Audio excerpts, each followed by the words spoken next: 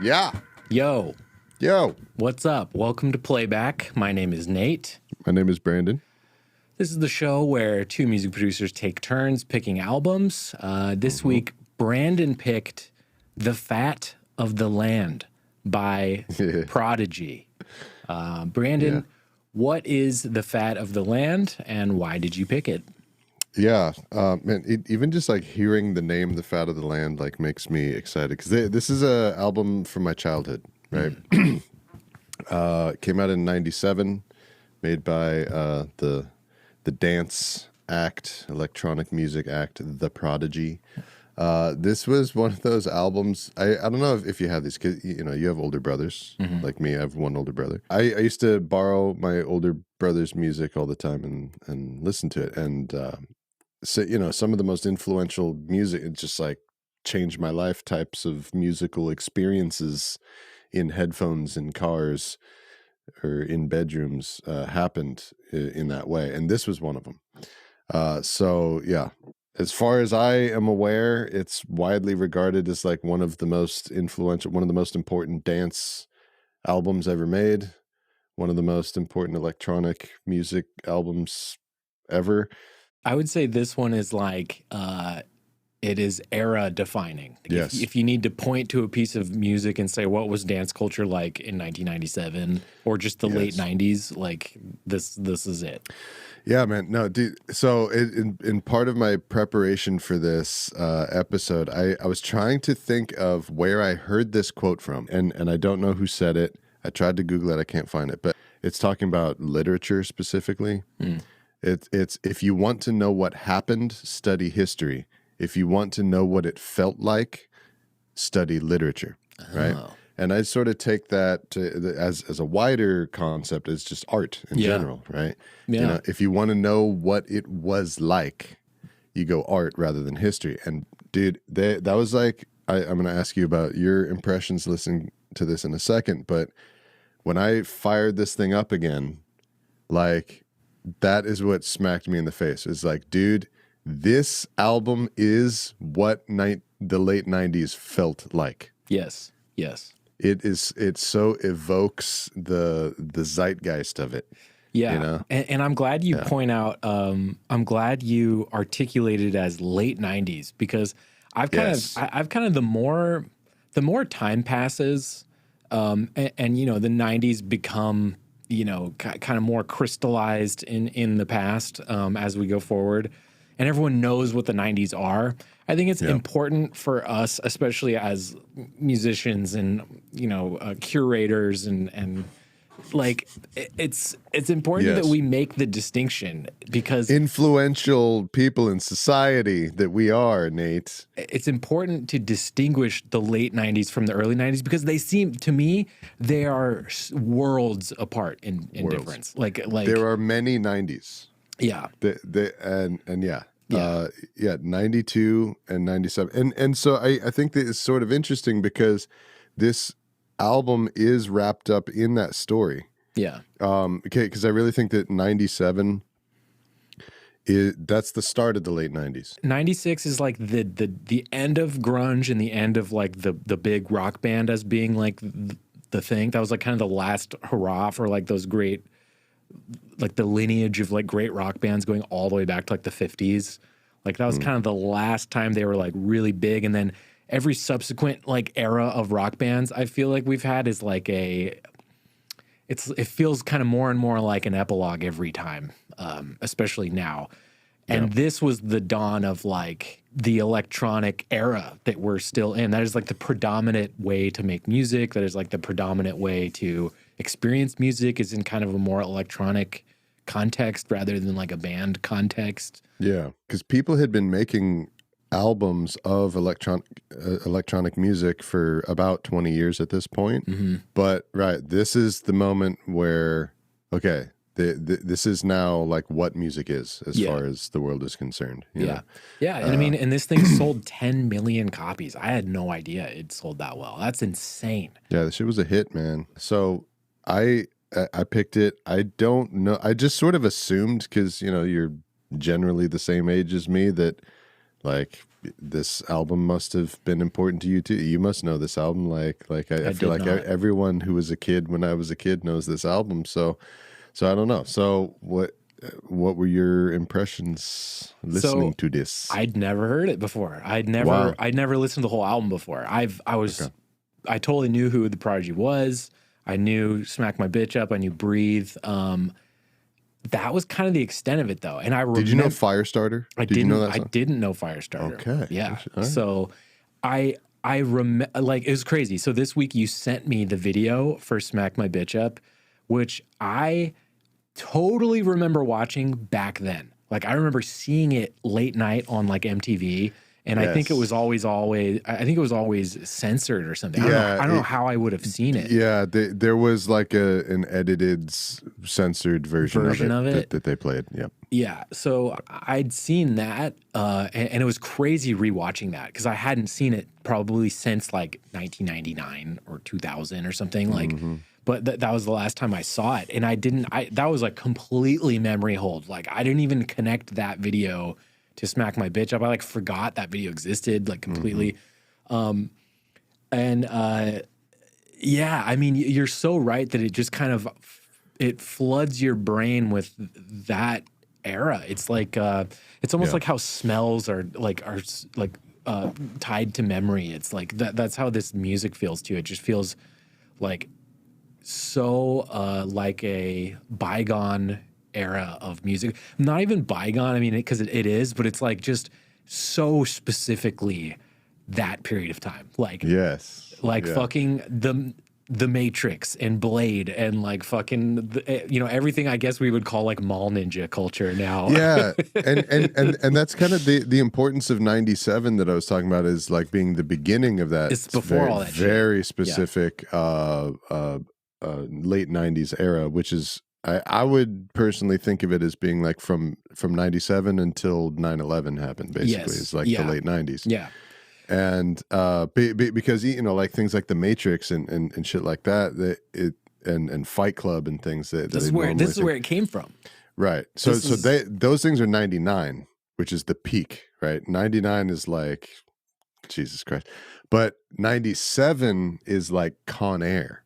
Right. Right. So the edge is coming in. You got Cyrus the Virus. You have Steve Buscemi in a leather mask, but it's still there's like a cyberpunk twinge to things. That's kind of the predominant like this neuromancer like Philip K. Dick-y kind of cyberpunk meets techno, like it's all kind of infused. Okay, but so this was your first time listening to it, and like, what'd you think? I genuinely loved it. I especially the big singles. I mean, those are so huge for a reason. I mean, I was telling you when you picked it, like I was hyped when you picked it because this is kind of just like, this is like my daily driver kind of album, which is like, I like listening to like up-tempo, fun dance music. And as people who make dance music ourselves, that's primarily the kind of music I like to explore because it helps inform what we do as Black Market Dub with our music. Yeah. And let me just say, this album is so Black Market Dub coded. Okay, I didn't think about that. It is like, so Black Market Dub coded. It is like they're ripping samples all over the place. We do that. That's true. From super popular, 70s funk and really just from everywhere. But then also like a bunch of the samples are from like sci-fi movies, from fucking James Bond movies, from fucking horror movies, from like UFO movies and kung fu movies. That's a big one. In Breathe, the whole cowboy movies. Yeah, like in Breathe, like half of the kind of things that you might mistake for cymbals, those are sound effects of like a sword fight from a kung fu movie. In fact, the same movies that Wu-Tang sampled. It's literally the same. The mystery of chess boxing uses the same samples from this same scene, I think. All the Liquid Sword samples are like the same, pulled from the same source. Which I'm sure them being on this album is an homage to Wu-Tang. Like, It's got to be. This time period is even though it's distinct as late 90s instead of early 90s, it's in conversation with a lot of the early 90s stuff. Like, I mean, he samples Kim Deal's band, The Breeders, or it's early just straight 90s. Early 90s. He samples Smells Like Teen Spirit. Early 90s. He samples Bulls on Parade, which is probably only the year before. He samples... Yeah, that's 96. Yeah, 96. But mid-90s. Yeah, but he samples Rage Against the Machine several times, I think. And then, like, Matt Cameron from Soundgarden, the drummer for Soundgarden, he's listed as the drummer on that... What is it called? Narayan something? Narayan. So he's listed as the drummer on that song. Shit. And I couldn't find out if...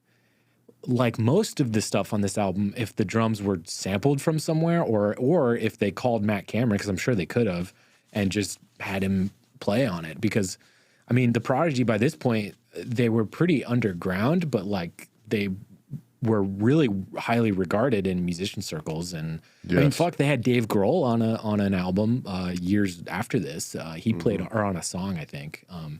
So. Yeah, I mean, Liam Howlett, is that his name? Yeah, Liam Howlett.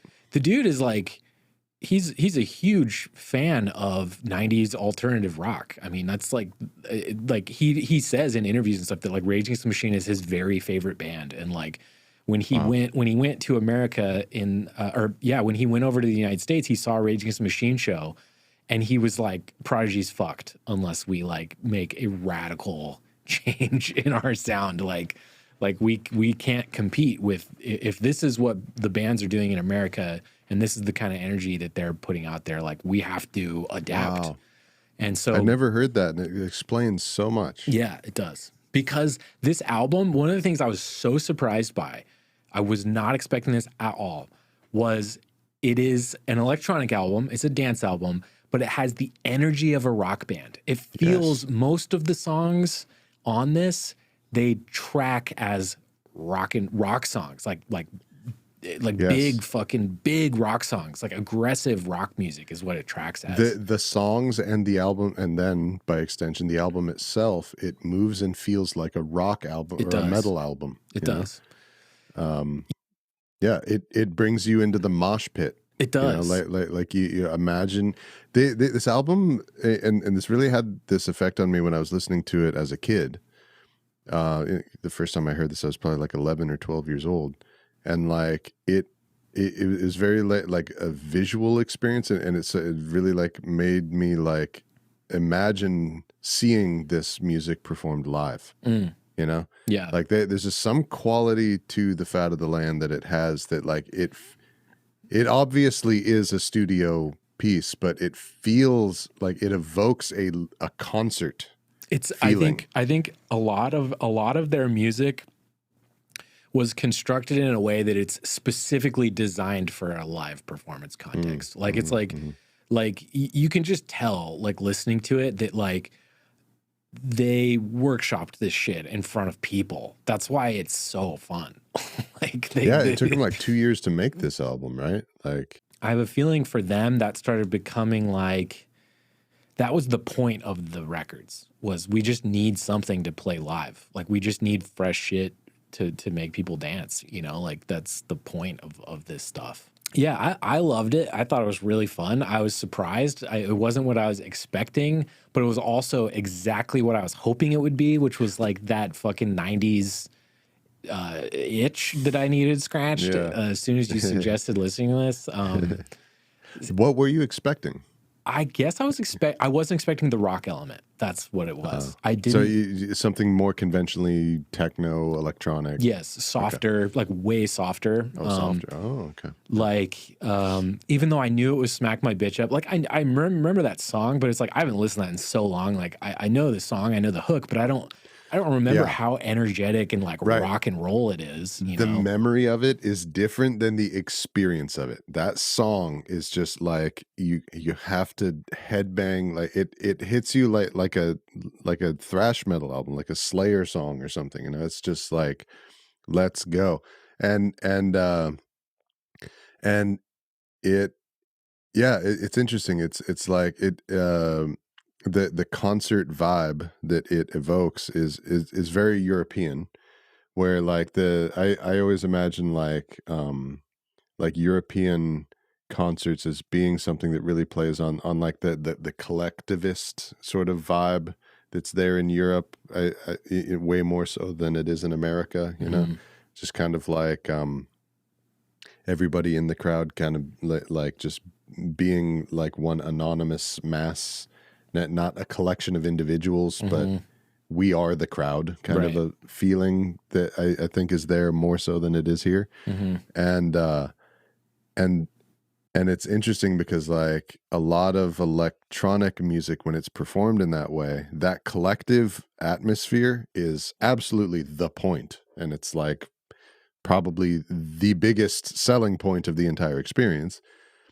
But this music is like, there's a like a primalness, like a something that reaches way into the back of your brain of just wanting to make you go and behave like an ape and just like run around, and it's like a mosh pit type of energy. Yeah, I think we should even be more specific when we describe it as having like a rock vibe. It's like a punk rock thing. It's like way like it is a punk rock. Like so, I mean it is like Keith Flint, the main one of the main singer guys.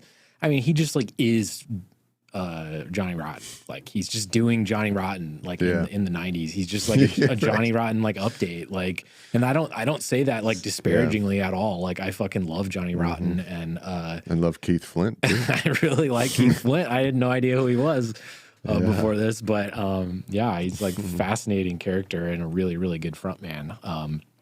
But how about you? So you were a fan of this as a kid, but have you stuck with it for all this time, or did you finally come back to it, kind of thing?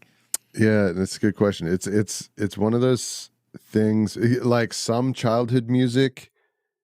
I go where there's like gaps of like 15 years or more where it's like, oh, I forgot that this fucking existed, or in some cases, like honestly, it was some like Led Zeppelin albums and stuff. It's like I heard them so many times that I basically have heard it enough for an entire lifetime, and I don't like not like it. It's just that I never need to hear it again. I feel that way too about a lot of stuff from my youth. You know, like not listening to it doesn't make me miss it. I've heard it. I know it. You know. Yeah.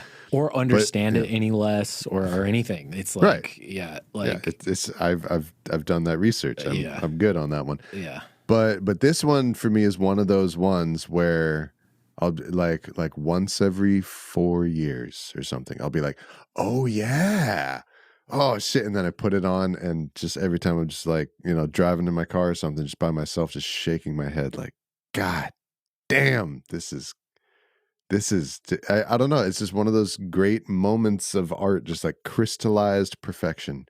This album just, they nailed it. So, you know, as we go through this discussion, should, you know, give the caveat, like electronic music, like many other styles, is a very deep and very dedicated, there's a very dedicated fan base to this. And Nate and I, we are not that. We're not those guys. But of the electronic albums that I have heard, I really find that there's it's very common that an album is based around one to three just really strong tracks. And then the rest is filler. Yeah. You know? Yeah. And this album is the reverse of that. Especially, like, I would almost say especially in like the DJ kind of culture, because so much of the music in those types of scenes, they're singles. It's like they'll put out a track and then that comes out. It's rare that like you have a collective of artists that treat it like a band and decide to do an album, right? Like a lot of this stuff, it was like they would make just like mixtapes, or they would make just like a single release, like a 12-inch or something, and that would be it, you know? And it was just a means to an end to like fucking have something to play live, right? But these guys took the extra step of being like, no, we are like a band and we are going to make records. Like, Right, yeah, we're gonna make that kind of a record, and right, and that was something that was that made them. I don't think influential is the word, but like a made them unique stand thing, out. right? Something that they brought into their scene. On the King James version of Wikipedia, I read some quote from Moby. I think he was talking about music for the jilted generation, where he listened to it and it was like a revelation to him, like, oh shit, like you mean a dance act can make an album that feels like a cohesive album? right. Oh yeah. Oh, like that's a good idea. Yeah. I didn't even think about that because no one had approached it like that before. Yeah. Yeah. They were approaching it how I imagine a lot of people still approach it. Like you see those like kind of like boiler room sets like of DJs and dance DJs kind of performing in like Berlin or the European scene or whatever. It's like that is how you hear the stuff. You go to the club, right? It's not meant to On an album, right? be on an album. Yeah. Yes. So it was kind of a weird novelty thing to personally. And I think that's why this genre has always been such a blind spot for me, is because that's how I take music in. It wasn't until I went to and lived in Europe for a year where that's when I first got exposed to music like this. And I even opened up at all to being open to listening to stuff like this. Was I went to the clubs, right? Mm-hmm. I went to clubs in Berlin and Ibiza and it changed my entire perspective on this kind of music.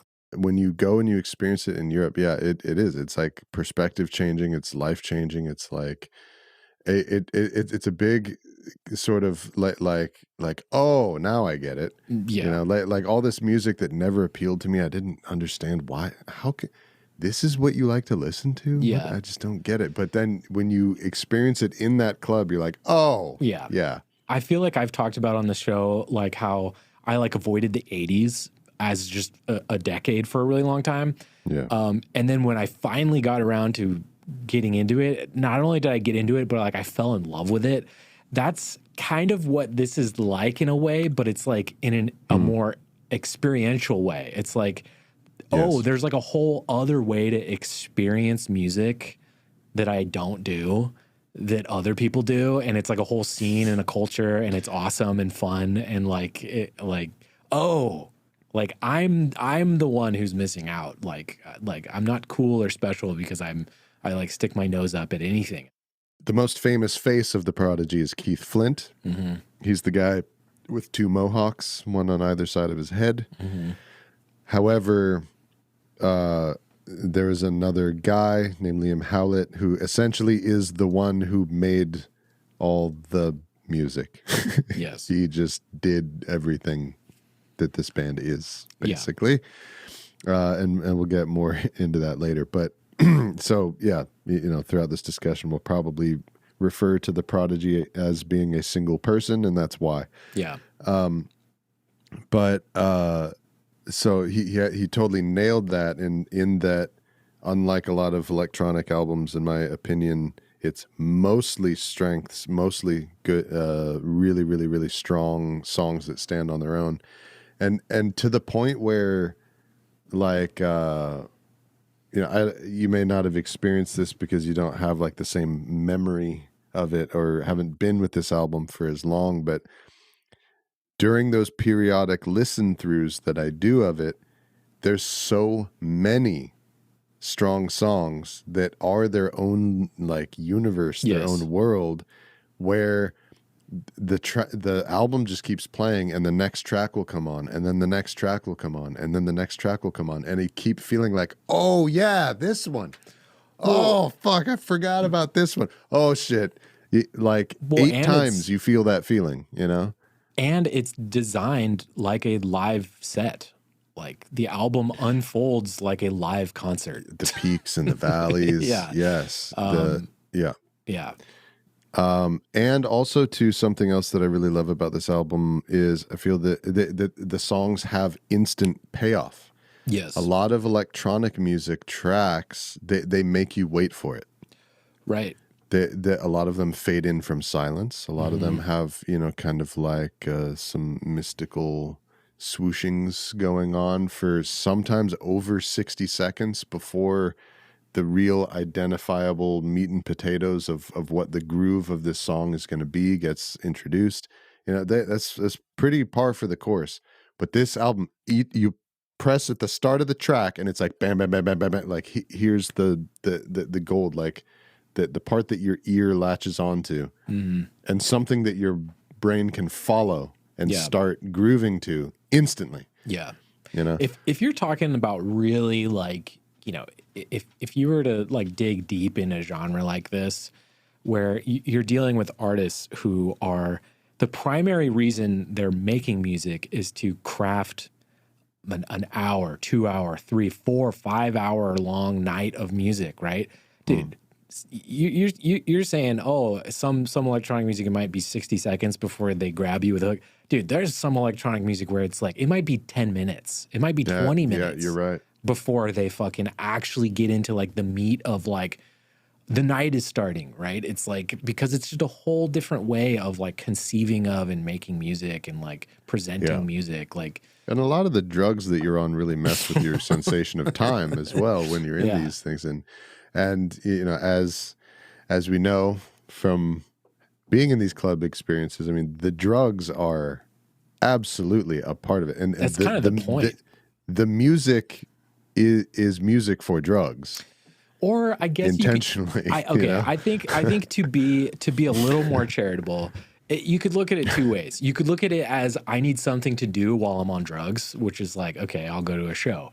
Or you could look at it as like, these drugs are a way to help me more deeply and more fulfillingly experience this music, which I think it kind of depends on the night you're having. It reminds me of, so I did a ayahuasca ceremony, deep in an ayahuasca journey. I had this epiphany where I was like, oh my God, I understand what my job is as a musician. My job is to decorate time. Wow. That's to amazing. Decorate the passage of time. Wow. Wow. Wow.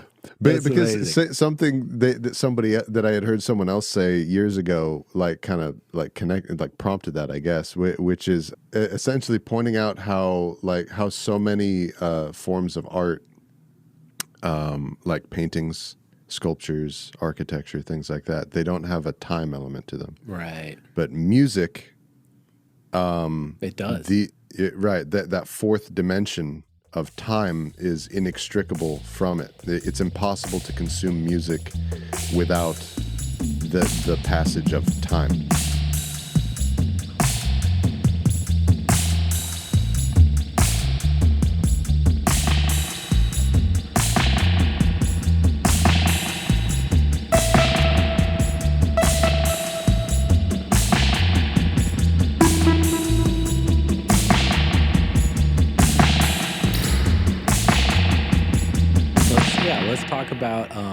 Let's just talk about who is Prodigy. Yeah, right. So we're talking about Liam Howlett. He's from Essex, which is just outside of London. As a young guy, went into London, started being the producer. Ended up in there being the producer for a hip hop act. Can't remember the name of it. It's like something with the word two in it. I didn't write it down. Sorry, guys. 2 Live Crew. Yeah, right, exactly. He was the producer for 2 Live Crew.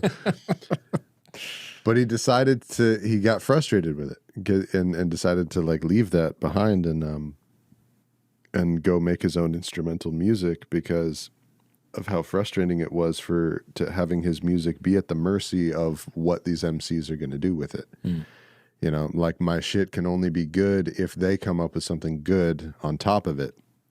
And he was really feeling like a lot of times they weren't really doing it justice or just kind of ruining his beautiful creation that he would make. And he's like, all right, screw that. So he left, went back home, back to Essex, started Prodigy. And And it's really interesting because as we will get into when we talk about the production and like how this album was made and how dance music is made and shit later on, it's something that you normally associate with technology and gear and beeps and boops and buttons and knobs and synthesizers and computers and all kinds of stuff, and rightly so. Right, it's the basis of that, but it's really interesting to me when there's sort of these like dichotomies, these like yin and yang type things. Because here's a quote, Liam Howlett. He said, "I am so not a tech head. I'm scared of technology. Even my studio is basic. It's mainly analog. I don't surround myself with loads of gear. I'm better with limited stuff and getting the most out of it." I love that. I love that. Yeah. So in the context of a world where it's gear maximalist, technology, cutting edge technology maximalist, that like is the basis of this style of music. Here's a person who doesn't really identify with taking the maximalist approach of it, but rather gets the most juice that he can out of a few tools. Yeah. And I think that really goes to like kind of explain why Prodigy, and to me specifically this album, like is sort of like heads and shoulders above so much other electronic music of its time, and why it is regarded as being of higher quality and sort of like of a deeper artistic integrity. He is the most important part of Prodigy, but then there is 2, sometimes 3 other artists, musicians as well that are part of the group. There's I'm forgetting one of the guys' name because he was only with the band for a short amount of time, but he was kind of like Keith Flint, where he was only a dancer. Oh, you're talking about Leroy Thornhill. Leroy Thornhill. So Yes. he was like an early member too. But this is one of my favorite things about this band is that like you look on there, I love on Wikipedia where it'll have like the timeline bar of like how long each band member was like in the group. And there's one roll at the bottom where it's like guitars, keys, sampling, everything, vocals, everything that I did, everything in the whole band, Liam Howlett. And then it's like lead vocals, Keith Flint, and Maxim rapping lead vocals. And then it's like Leroy dancer for like years. This is a long line. Yeah. Just dancing. Dude, one of my favorite things about 90s British acts is they have members of the band who are dancers. Yeah.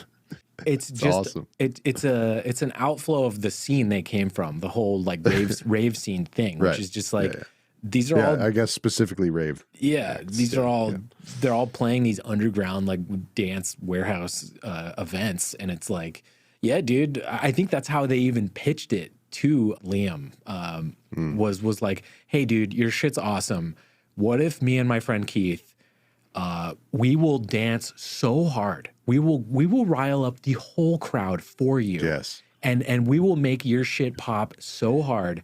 And it works. And it works. It does, dude. Have you ever experienced it? Have you ever like been to like a live show where there's just a dance component, just a hype person element on the stage? Not really. No.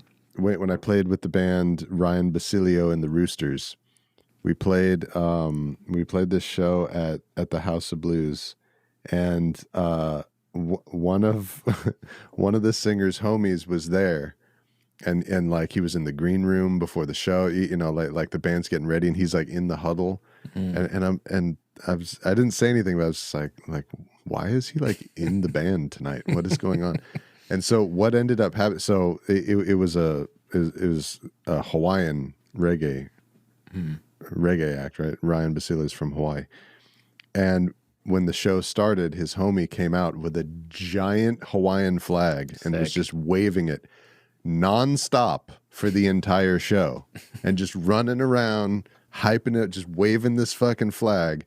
And it was like 5 times better than our second best show ever. Just because of and like, I was like, wow, I get it. Yeah.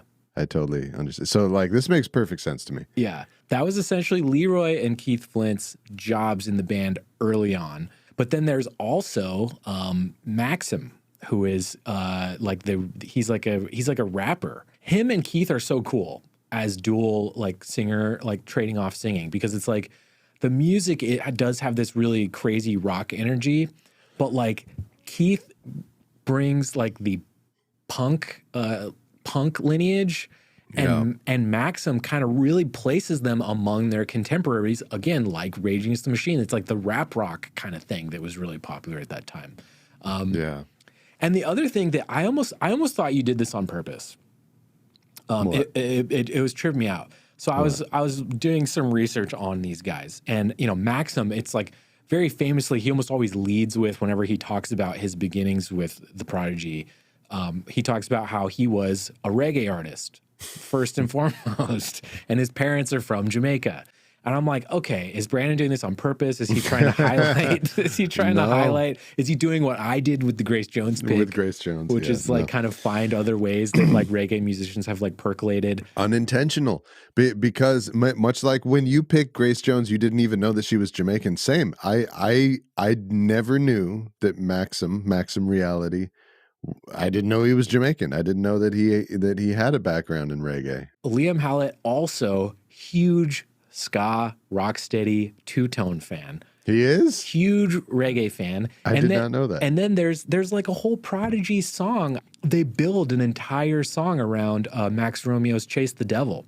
It's like a whole song where the spine of their dance rave song is fucking Chase the Devil. I was convinced that you were doing this on purpose, but it's even better that you didn't, just like I didn't, because it goes to illustrate, like, dude, this is why reggae music's important, and this is why this tiny island in the Caribbean is so fucking cool. It's what's so fascinating. It's like the craziest ratio of like size of the people to the size of the impact of the influence. It's crazy. Yeah. It blew my mind because that is, I think, probably the thing they shared in common, which probably drew them together, was they were both reggae nerds. But yeah, I mean, I guess we should probably touch on, and like Brandon said, we don't really know anything about rave culture. I was not a raver, growing up, but Me neither. And obviously this particular rave scene predates our time. We were little boys when these guys were. This came out when I was 11. Yeah, I was 7. So this is like predates our time. We wouldn't have been in the UK dancing at these shows. But I mean, I do remember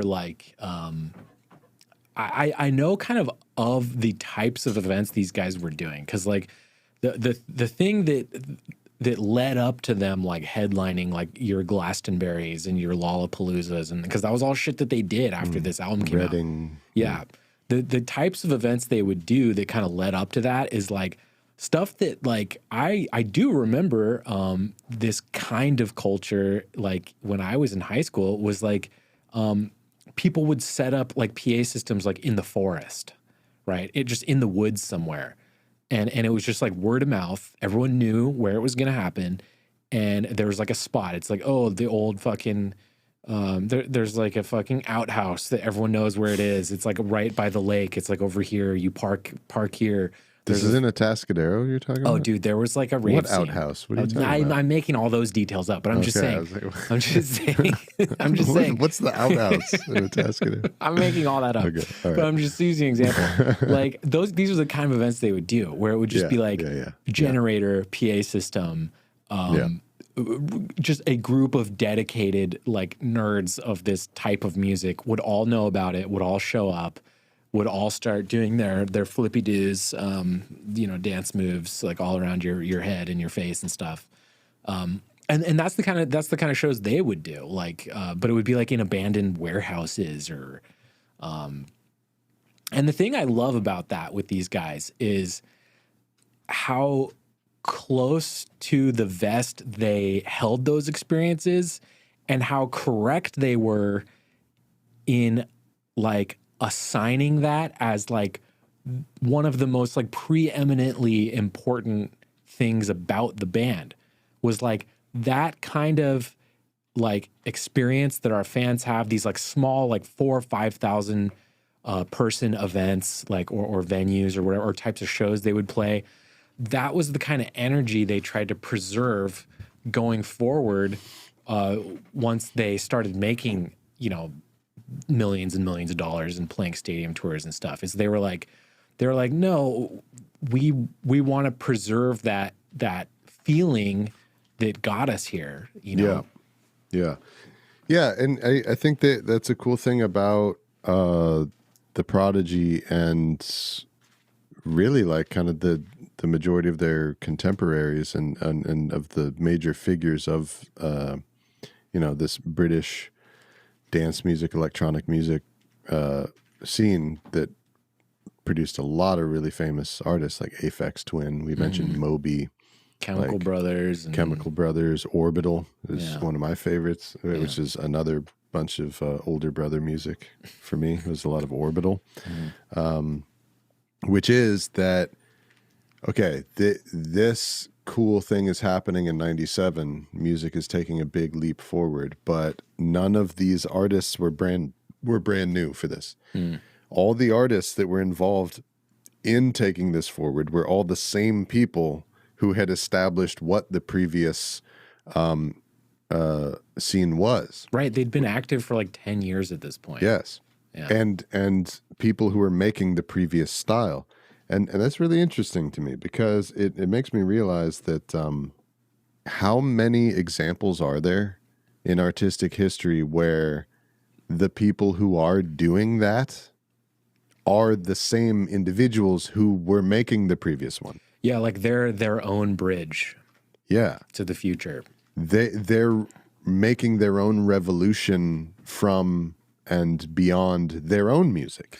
Yeah, you know, it's almost always breaking beyond someone else's music. Yeah, because the stuff that even like just the Prodigy was doing before this album is way different. Like it's not way different, way different, and it's crazy because they just recognized the shift in the wind, and they were like, "No, dude, we gotta change it up." Like But that's what's so interesting to me is they made the shift in the wind. They are the shift in their own wind. You know, like they could have just and not just the Prodigy. Like, I was gonna get into this when we talk about production, and we can go more in depth about it. But essentially, that move from the early '90s compared to what's happening in '97 is that before 97, before this era, the Prodigy, Aphex Twin, Orbital, they all made music that was more what you would normally associate with techno or electronic music, which is that it's based around a drum machine playing a 4-on-the-floor beat. Right. Doots, doots, doots, doots music, right? They all were doing that. And then they all, right around the same time of 97, switched to this newer style where the sample is no longer, the drum sample is no longer like a little bit of accoutrement on top of your doonts beat. It is the spine of it. It is the spine of it now, and the drum machine is feathered in to boost and accentuate what is in the sample. Yeah. And oftentimes to the point where the presence of the drum machine is almost imperceptible or not even perceptible. Yeah. How much it's locked into and just following what the sample is doing. I want to talk about what you brought up before, the Smack My Bitch Up music video. If you've never seen it, I think you have to find it on Vimeo. You know, it's one of those like Vimeo things, like you can't find it on YouTube. And even then, it wasn't very good quality. It's not like the highest quality. You probably have to download it or something. It's pretty fuzzy. Yeah. But I mean, you know, mainly because of the naked bodies and the fucking intravenous drugs being taken in it. But another quote is Liam Howlett said, "No radio station was going to play the song, so we thought we'd make a video that no one would play either." I love that. You know, see that like that speaks to like their whole ethos. It's like very punk rock. Was just like they didn't do interviews. They did not give a fuck about like being popular. They just were. It's one of the great music videos, though. Like, Yes. Rolling Stone ranked it as the 40th greatest music video of all time. You know, That off the top of my head seems a little low, actually. Like, right. It's fucking awesome. Yeah, it's up there, and it's super memorable, and you know, won't give away the spoiler if you've never seen it, but watch it and watch it all the way to the end. Yeah, because there's like a big reveal. Yes, at the there's end of the video. There's a twist in a music video. Yeah, it's a M. Night Shyamalan video, but it is directed by Jonas Ackerlund. So he was a founding member of the band Bathory. Okay. Who is one of the bands that like invented black metal. Okay. He also directed Ray of Light, music video, Madonna, Okay. Ray of Light. Mm-hmm. You know, and I feel like I Mm-hmm. just got home. And you know, like her dancing in the fast sky behind her and shit. He directed the music video for U2, Beautiful Day. Okay. Right? The one where they're at the airport and shit. Yeah. He directed that. He directed do you remember the Rammstein music video for the song Pussy? Mm-mm. That famously featured like actual pornographic acts, like the band like literally having sex like in the music video. Wow. And shit. Like he's done this amazing mix of like really famous, well-known, like conventional music videos, and also like famously transgressive, like the type of shit that a black metal musician would make, you know, that a Satanist would make also, you know. When you were saying it was like a famous like Nordic director or something, I in the back of my mind was like, oh my God, was it Gaspar Noé? Do you know his movie Irreversible? Have you heard of this movie? Is that the one with Monica Bellucci? Yes. Yeah. Okay. I've never seen it, but I know what it is, and I know what happens in it. I know about it. So I've seen it. It's one of those movies that I will probably watch exactly once my entire life because it's so gnarly. This music video is just a condensed, tiny little bite-sized version of the movie Irreversible, to the point where I'm like, did Gaspar Noé see this video and be like, I should make a movie? Or did he make that? Like, I literally thought that he was possibly involved because they're so similar. God, I want to say Irreversible came out in 97. So I'm like. Came out in 2002. Oh, 2002. Okay. So there's a non-zero chance that Gaspar Noé was inspired by this video to make possibly one of the most controversial, like hard to sit through movies like I've ever seen. But it is like, for the gist of the movie is like, it is basically a guy's journey out one night, and it is just this debauched, like insane. He goes through this debauched like odyssey throughout the darkest like depths of like European nightclub culture, and it's really scary, really, really viscerally scary, like in a way that is more scary than most movies I've ever seen. Scary, violent, traumatic. It's like awful to sit through a lot of it, but it's amazing. but it reminded me so much of this video, because that's essentially what this video is. It's just like this odyssey, this trip, this like mind fuck of like a character on a journey to just like have the most debauched, drunk, high, like cocaine, heroin, prostitution, strippers, like just like the most like Keith Richards night of your life, you know? And that kind of unique like vibe of like European, like urban horror. Like the horror of the city. Yeah. Man, I don't know have you ever just been on a warpath like that?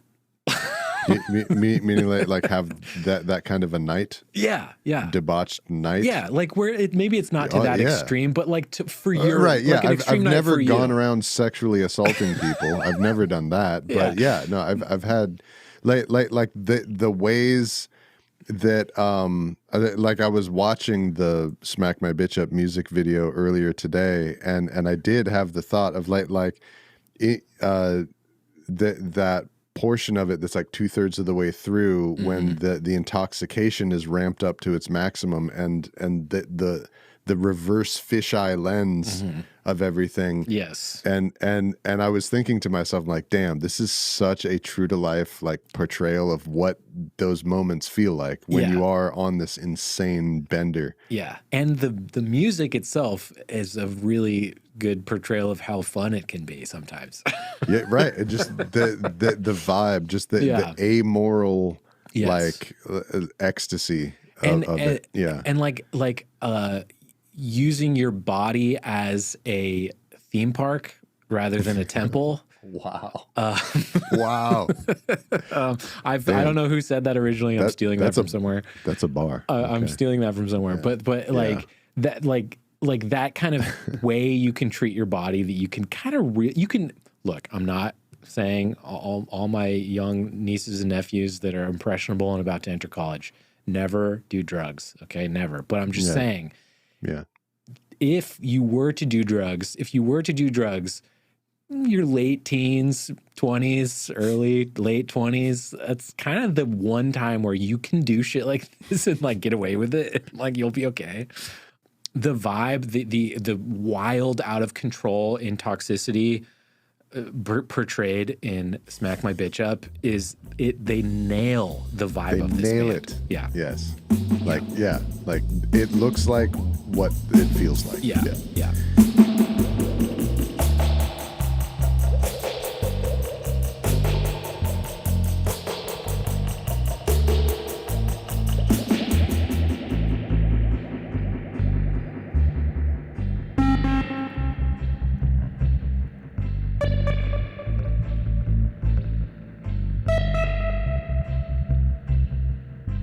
So I was talking before about that shift of the style from the Doonts into this more sample drums based style.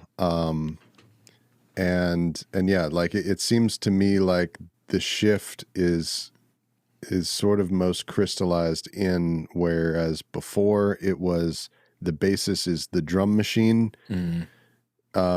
supplemented by samples, and now it became samples are the basis supplemented by the drum machine, which is a brilliant inversion. That makes for such a more dynamic, fun listening experience. Like I think I even heard Liam like articulate that exactly in an interview where he was just like I want to do exactly what disco wasn't doing, like, which was just this flat, monotonous, like zero velocity to dynamics or anything. It's just right. Before there wasn't a lot of dynamic change within the beat. It's just doot doot doot, or doot, the rhythm, steady. Yeah. Right. And the drum samples that they're using in this stuff is there's a lot of syncopation. Yes.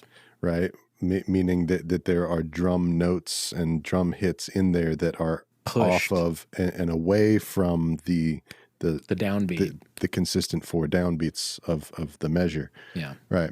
And a lot of those artists, almost all of whom who had been making the music before, all of their albums that are in either 96, 97, or 98, all of them now have this new vibe.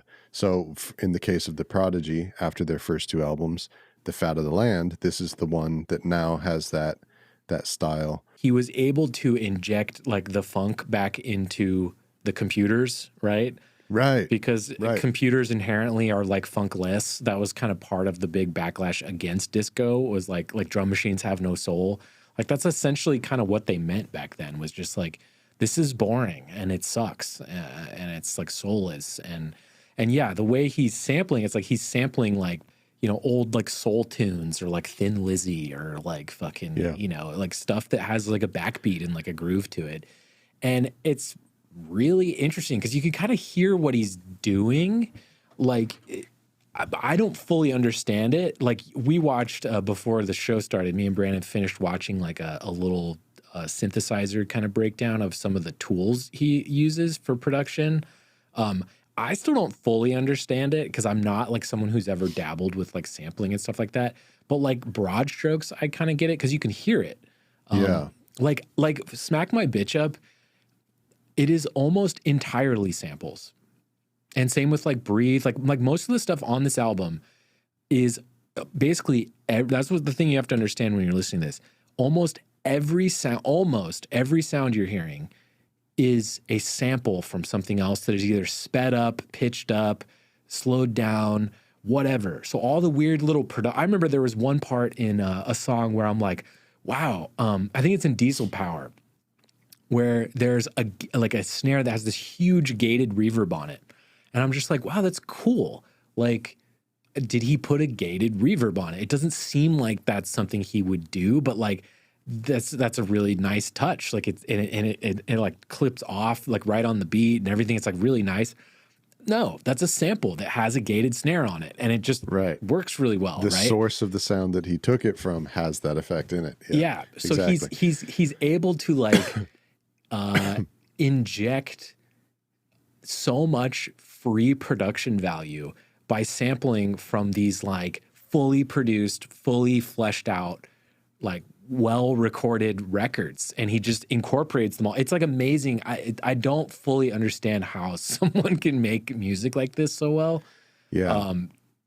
But yeah, it's incredible. Yeah. So right. So to get into like how is this music made, there is sort of 4 elements to it, I guess you could say, to get into. So one of them, which we've already started talking about, is sampling. Another one is synths, and another one is sequencing. So those 3 S's, and then and then the actual performers, like the singers and stuff. Okay, yeah, right. That would be another one that I didn't factor into it, but yes, exactly, like literal people singing and rapping on top of it. The 4th one that I want to focus on, and is kind of like the fun thing to talk about in this episode, is menu diving. Menu diving. Yeah. Okay. So we've already started talking about sampling, as you rightfully point out, and it's fun to realize when you listen to this music that this is just constructed of samples, little snippets recorded from other sound sources, and then manipulated into this configuration of making a new track. And and it's cool too, because a lot of times, like the really good producers at doing this, one of the skills that they had was being able to really enhance and bring out kind of like a more exciting fidelity and more exciting tonality than even the original drum parts, especially with the drums, than the drums had. Like, for example, if you listen to, there's most drum sampling from this time is based around what's called a drum break. And what a drum break is a spot from a literal record, from a vinyl LP record, a spot where everybody else in the music stops playing except for the drummer, and there's a clear, isolated 1 measure or 2 measures, or if you're really lucky, 4 or 8 whole measures of just the drums being played by themselves that you can then sample. You record that into your piece of gear, and then you fuck with it and make something new out of it.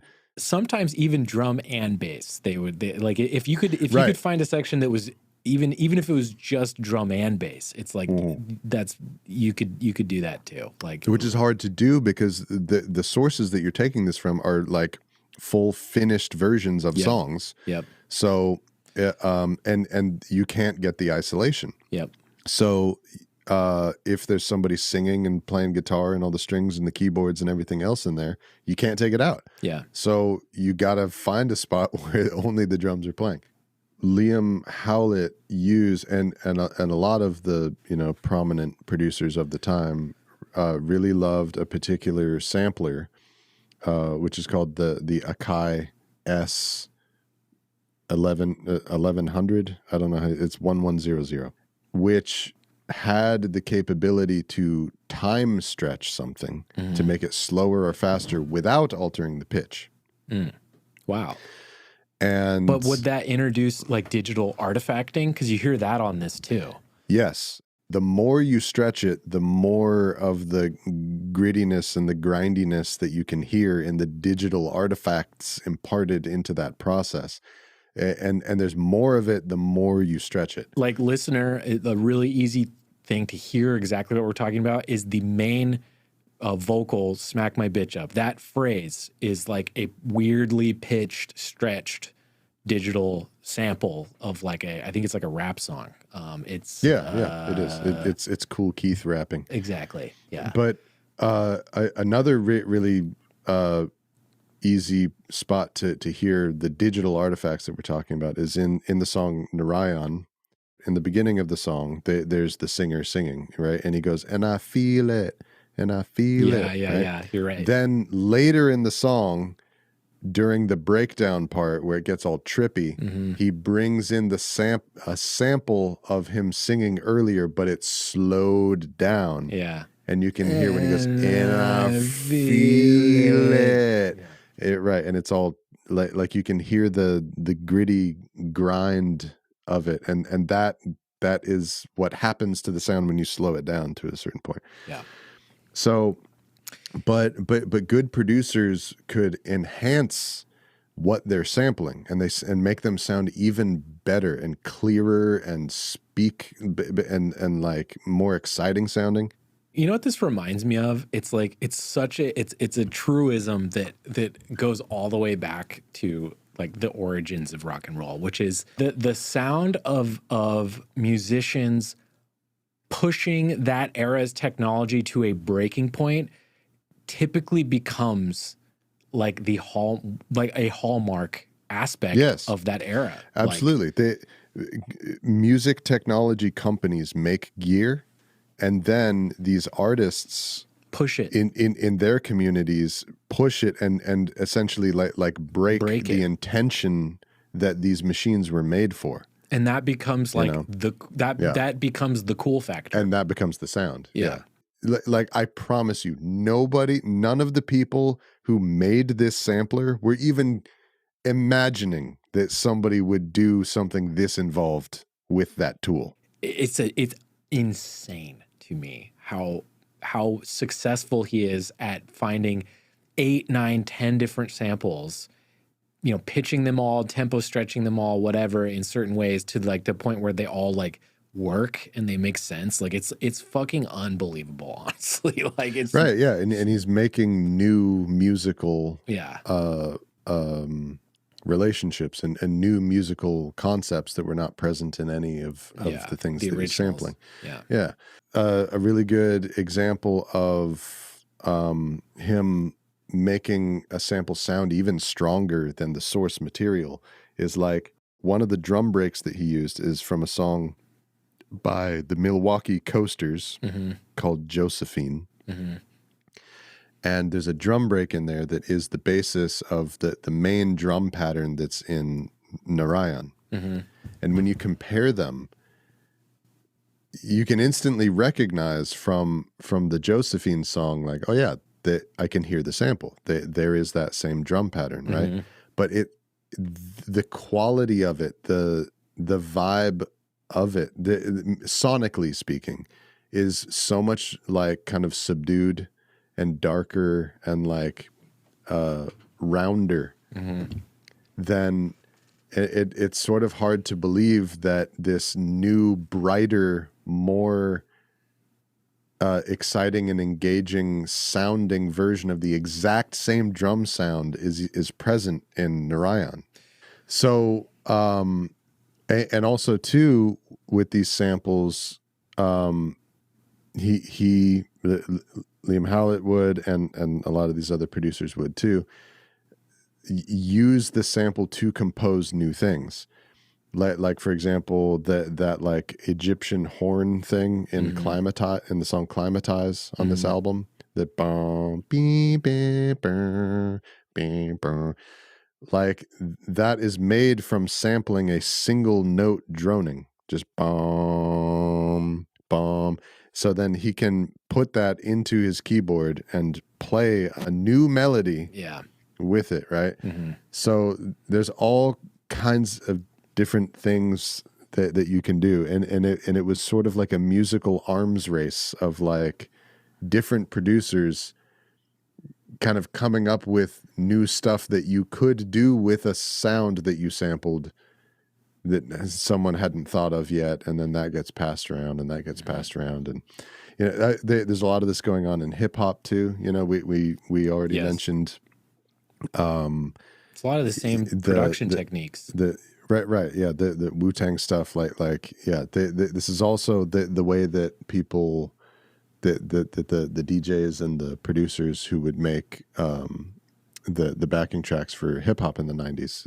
It's this exact same process. It's just, you know, just done with a sort of different artistic sensibility to it. So I want to keep going through the 5 things I articulated one. Yeah, right. No, it's good. It's a new one which I hadn't thought of. So do yours 5th because it's like along the top. Yeah, Probably the very last layer anyway. Yeah. right. Yeah, the last layer of frosting on the top. So we did sampling. Then there's synths. Yes. Right. So which you can hear all over too. Once you're able, like, I really encourage you, if you're not familiar with this album, listen to it, but also we'll link a video in the description of like, I sent it to you today, that video that like shows where all the samples come from. Yeah. For each song, because once you hear it, it's so much easier to pick out all the synths and the synth stuff that he all is the doing. new stuff that is not sampled. Right. And then it will blow your mind how much stuff is samples. But then it really it helps enunciate the synths that are there, and the drum machine stuff that is being added as well. Exactly. Yeah. Right. Yeah. We're going to lump in the drum machines into the synths, the synthesizer portion as well, because this is different from sampling, because these are machines that are generating the actual sound. Yeah. And it's music that he's making on the synths. Yeah. You play it with a keyboard. Yeah. With a black and white keys keyboard, and these pieces of gear, they are making the sound that you're playing, and they got knobs and sliders on them, and you craft your sound that you're playing, and that's different from a sample because it isn't coming from some other sound source that you recorded and then fucked with. Although sometimes some people would play something on a synthesizer and sample that, you sample your own things. So it's sort of like in the case of that thing in Narayan, where he's sampling some original thing that is earlier in his own song. So anyway, the synths and this reflects what I was talking about a couple times earlier of the shift from the early 90s to the late 90s, where the early 90s is the lion's share of everything that you're hearing, and the vibe of everything is based around the synth portion. These drum machines that you actually program, you actually choose the drum sound. Okay, those are predominantly, most famously, the Roland TR-808. And whenever you hear someone talk about an 808, that's what they're talking about. It's a machine. It's called a Roland TR-808, and its sister, the TR-909, which is more the 90s variant.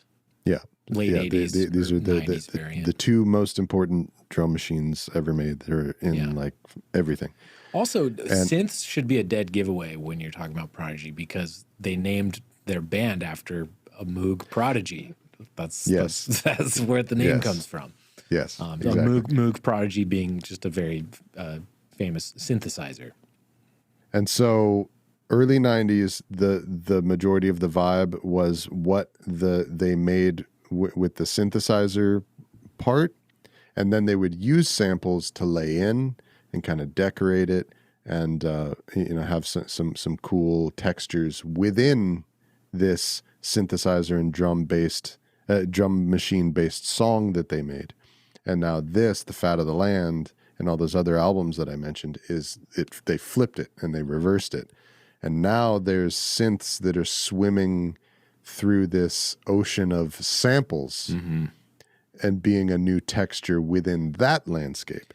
Or being like the glue of all the samples, being like a musical glue to tie all these disparate samples together. Yeah. So on this album, the way that the synths normally show up is in the form of those really recognizable melodies. Yeah. That will show up in each song. So like for example, in Smack My Bitch Up, you know, wow, wow, wow, right? So that's from a synthesizer. That's from one that's called a Korg Prophecy. Cool. Which was new at the time. And it's really funny because a Korg Prophecy, like big picture, to be honest with you, is kind of a piece of crap. And it's sort of like a one-trick pony.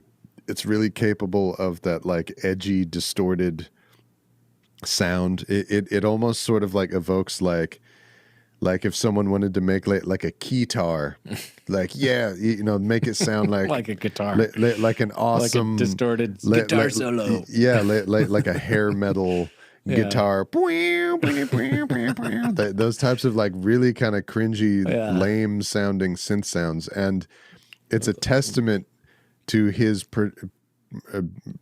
production skills that he's able to get so many like iconic moments and like out of this thing that do not sound lame and sound very fucking cool actually out of this type of thing. And you know, music history is kind of decorated here and there with a lot of really cool things like that of where people will get some really cool, really iconic synthesizer sound out of an instrument that like if just like a normal person were to hold it, it would feel like a toy. Right. Be like, this is fucking stupid. Yeah. Like this does not sound like a real keyboard at all. Yeah. You know. So the Korg Prophecy that synth line in Smack My Bitch Up comes from is one of those keyboards. Yeah. Like if I gave one to you, you would play around with it and you'd be like, I'm never going to use this. This sucks. This is fucking stupid. Yeah. Yeah. He used there's the Roland TB303. It in typical fashion of breaking the intentions of the people who made it. The TB303 is not usually used by people for bass purposes. It's usually used for lead purposes because of just the tone that it's capable of. I'm thinking of the SH101, I believe. That is like a really dope bassline synthesizer.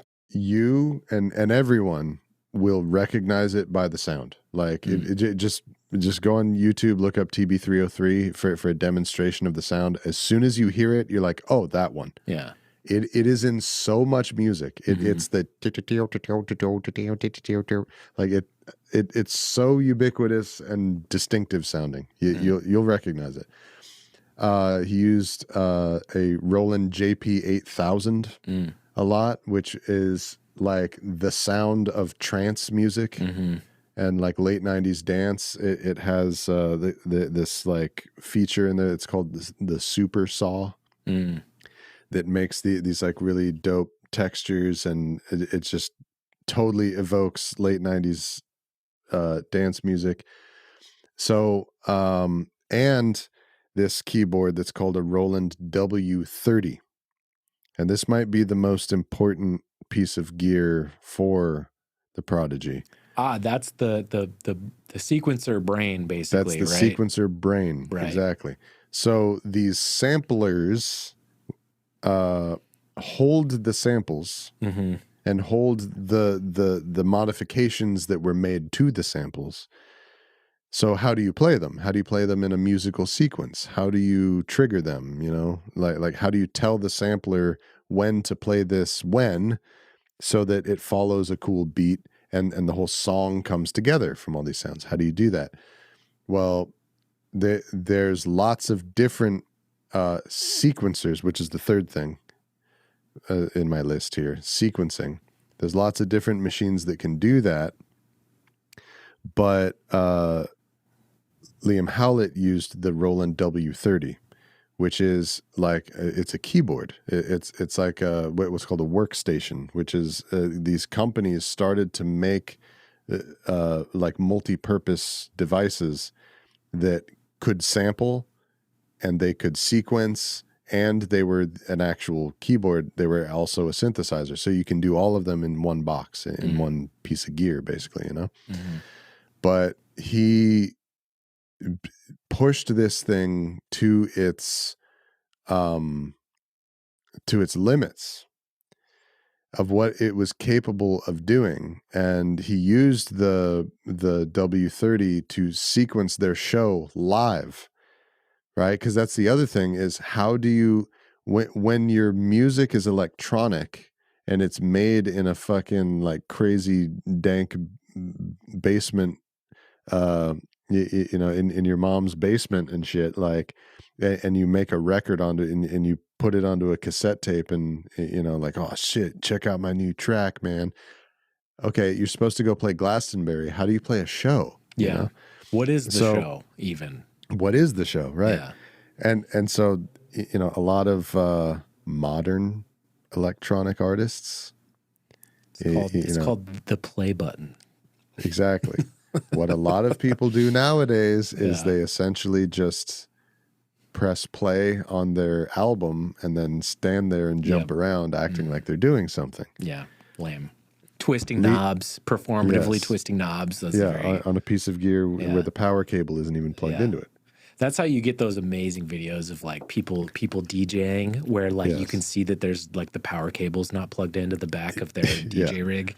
Because it's like, dude, you're like a prop for like a show at that point. You're not playing a show. Right. The Prodigy did not do that. No. He used the W30 and these samplers on stage to play the sequence of samples and to trigger what's called MIDI. MIDI is a thing where these devices can talk to each other and trigger notes and like play things that you've previously sequenced and programmed them to play later. Yeah, like so, this note will trigger this sample, which triggers this bass line, and MIDI is like the connective tissue, the rails that connect all these toys. So you're on a stage, you're surrounded by a bunch of pieces of gear, but they all are actually operational, and they are all making sounds. And he would intentionally hold back some of the samples to not be triggered by the sequencer, but to actually perform them live himself with the keys on the keyboards and play them, because it gives it like a live human element, and he can like improvise and change it and fuck around with it, the way that he plays it and everything, and make it more of a performance, more similar to what it's like when it's a band playing. It is so much more like seeing a band than seeing an electronic set. Typically, electronic set typically is like you just have a bunch of tracks that maybe you produced, maybe just like a million different people produced, and it's like you're basically like affecting the tracks, but you're not performing the tracks. Like the tracks are, or in a lot of cases, you're not even doing that. You're literally just pressing play on something that is pre-made, and that's it. But like for like a good, like let's say a good like DJ performance, it's like not everybody does. It's like you're like high passing, low passing stuff. You might be adding effects here and there, and you're like transitioning and like tempo matching stuff. You're talking about like actually like DJing, like a real DJ, I if you saw like an electronic set, like this is so much different from that. It really is like, this is not DJing. He's playing the sampler like you would play a guitar or something. Like, right. Yeah. Right. What he's doing, the verb DJing does not apply. Does not apply. Yeah. So then there's the fourth thing, which is menu diving. I've never even heard this term, so I'm like really interested in this one. So this is where it goes into what you brought up about how these guys basically break what the gear was intended for. Sure. And like take it into new realms of where the manufacturers are like, wait, you did what with our sampler? What the fuck? I didn't even know you could do that, right? But they sort of did, because these pieces of gear from the 80s, from the 90s. They have menus. Okay. They don't have Well, because a screen. this is all pre digital audio workstations, or I guess it's not pre necessarily, but it's not like, yeah. but it's like this is he's not using a DAW. It's not a mouse and keyboard. Yeah, it's not with a monitor. Yeah, yeah. It's a little tiny amber and black screen with a few buttons that when you press them go clack, clack, clack really loudly, right? And in a lot of cases, there's not even any knobs. There's just up, down, enter, and back and exit buttons, right? And within these synthesizers, within these workstations, within these samplers, there's just a unbelievably complex depth of menus and parameters that can be controlled and altered, right? And everything has to be like abbreviated on the screen because the screen can only display so many characters at once. A quote, Liam Howlett, he says, "It takes ages for me to get to grips with new gear. I'm not one of these people who read the manual. I'll muck around with a piece of gear until I find something I get on with." And this goes to the story of that when he got his first W30, he basically just stayed inside his house for 4 months, diving through the menus of this keyboard, this little like 2-line menu with buttons, click, click, click, click, click, just experimenting and figuring out everything that he could do with this, right? So this is where artists like Aphex Twin and Fatboy Slim are like where their artistry is, like a huge part of this art form is exploring and manipulating menu parameters. A lot of everything elsewhere in music, you know, when we talk about Jimi Hendrix and talk about like Mozart and shit, it's like the virtuosity is like their virtuosity with an instrument, with technique of performance, their dexterity, or right, their theory, right. Yeah. This is what's so fascinating about this stuff is that a tremendous amount of what their virtuosity is and the location of their artistry is in the way what they can do with a menu. Right. There's just massive trees and layers of parameters that you have to navigate with these like minuscule things and like keep, and you have to understand it all. Yeah. You have to figure it out and make new connections that no one even noticed of something thought of that you could do to accomplish a musical output, a musical result by tricking this thing into doing something that it wasn't even intended to do. Right. You know? And I imagine doing that with another set of parameters on another machine that then breaks in a new way. Putting those two broken elements together is now like a new broken thing. And this is there's no computer programs involved in any of this. He's not using a computer. Right. Which is the coolest part to me. Yeah. And this menu diving aspect of it, this is the difference between relatively boring electronic music that it just really feels sort of like unimaginative and kind of surface level and that you could fall asleep to. And the difference between that and the fat of the land. Like he didn't have to settle for something sounding bland or sounding this way because, well, that's what the sample sounded like. When I sampled it from the record, that's what it sounded like. So there it is. You know, that's what like early, either earlier in time electronic music sounds like that, or electronic music that's made by a less gifted producer. Like 80s, like a lot of like early 80s like hip hop that uses like samples in that way. It just is the sample like verbatim. Like they don't, they're not doing on a loop. They're not manipulating it to this extent. This is like all the samples on this. and every sound, really, every single sound is manipulated to like the nth degree. Exactly. Manhandled. Yeah. And it doesn't end up being in the final song until it is exactly sounding the way that he intends for it to sound. Yeah. And everything serves a purpose, and it's all part of like a master plan. And it's fucking incredible, man. And it even goes beyond like the instruments he was using.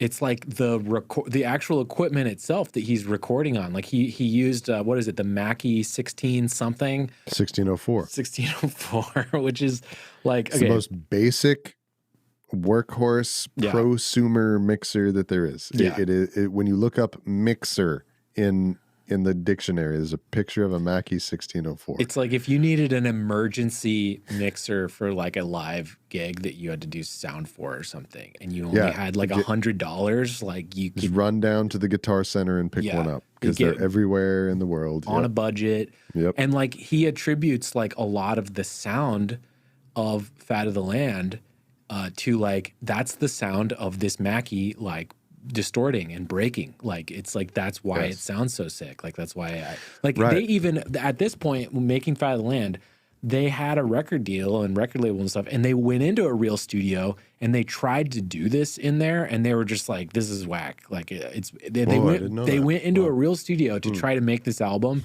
They stayed for a little bit, and then they're like, let's just go back to my house. Like that's the vibe. Like the vibe is the Mackie.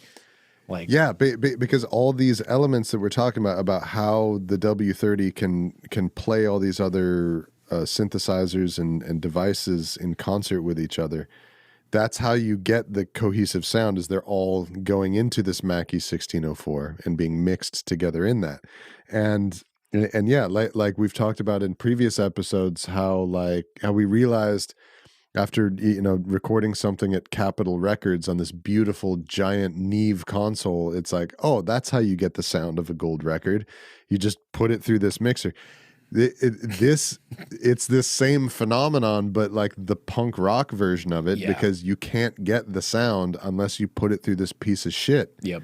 This basic thing that every teenager can get. It's coloring it. It has to go through that in order to sound right. Yeah. It's coloring the mix in a way that is desirable. Like it's cool. Yeah. It's saturating it in a certain way that a particular quality.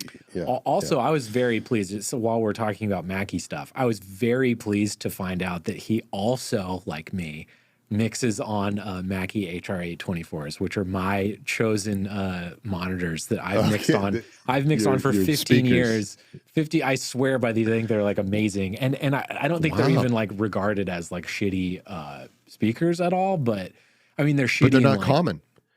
They're not like the go-to. They're not like the industry standard or something. All this stuff going into this shitty Mackie, which makes it sound shitty in the best way.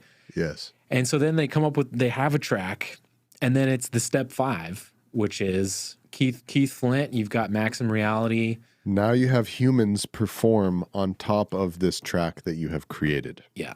Yes.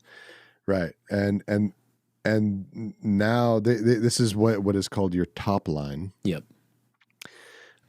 Meaning that final layer of the frosting across the top of the song. What is your in jazz music, it's like whatever the trumpet or the saxophone is playing, and in pop music it's what the singer is singing. Okay?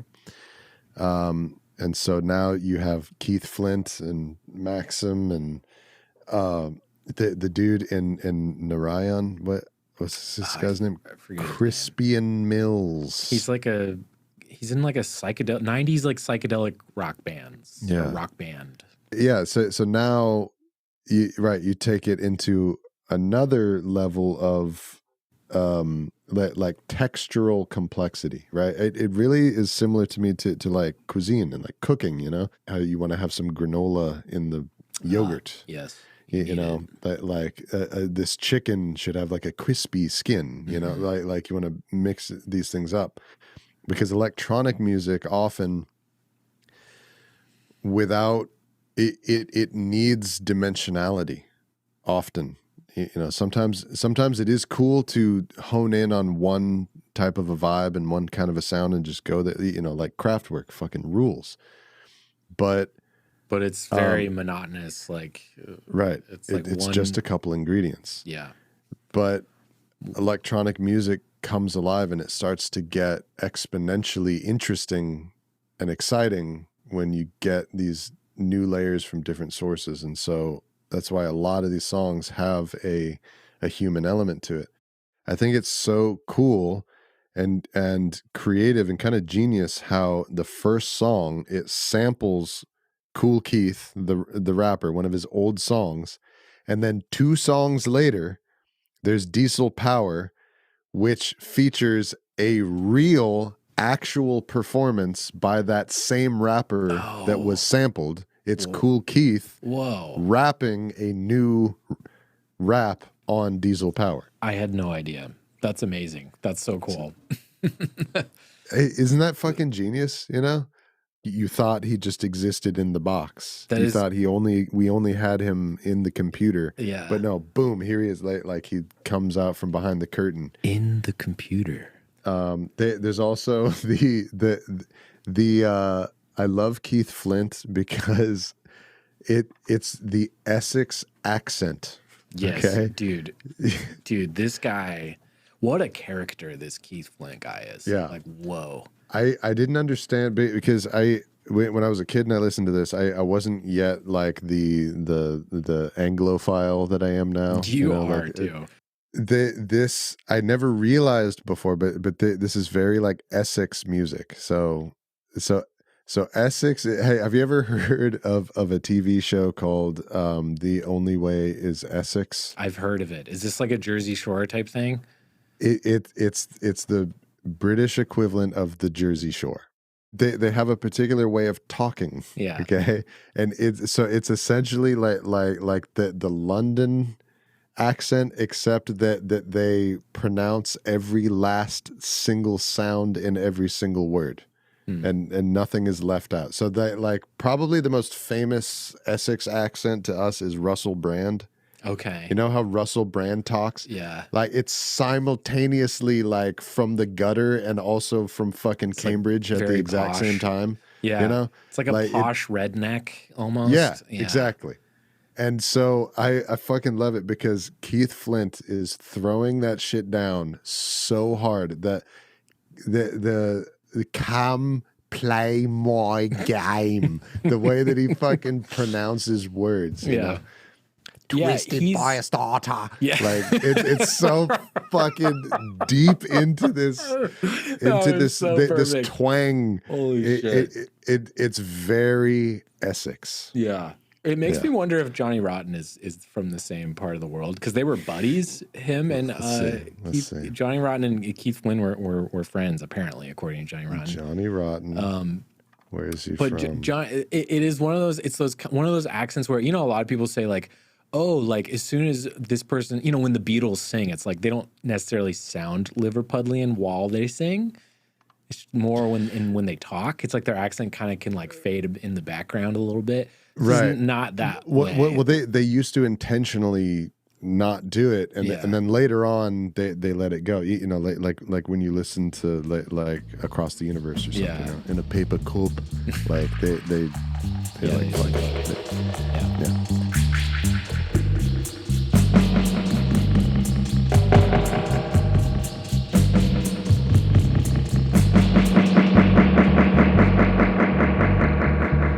Great record. Yeah. Let's go into standout songs. And I think we can use standout songs to just further talk about elements of the production that we like, because we've already kind of you very astutely articulated all the ways this record was made. And then how the production came together on this album. But now maybe let's use standout songs to not only highlight the songs that we like, but highlight some of the elements in those songs, like production wise, that are really cool. Because that's kind of like, for me, that is like the main takeaway for my standout songs is like the fact that you know, they're energetic and fun is like kind of it's a given. It's like the free bingo square. Right, It's right, like they're all like that's the that. way in the door, right? Yeah, and then it's like once you know, now that you kind of know how it's made and how the sausage was made, it's like that's kind of the really cool stuff about what to pick out. That's why I love this stuff, because this type of music is one of those things where that I love in the finding in the world, where it's like the more you learn about it, the more amazing it is. Yeah, the cooler it is. Yeah, Yeah, yeah, and something that already is cool. yeah, But yeah. yeah. Anyway, So okay. Standout songs. standout songs. Songs. Okay, my first one is Diesel Power. Tight. Is a rad standout song. So the fucking payoff when the beat drops in the song, it's like, oh Yeah. my God. Yeah. First off, Yes. Yeah. for me, that one is special because once you get through Smack My Bitch Up and Breathe, which are arguably their two most famous songs, I think, maybe aside from Firestarter. That and Firestarter. Yeah.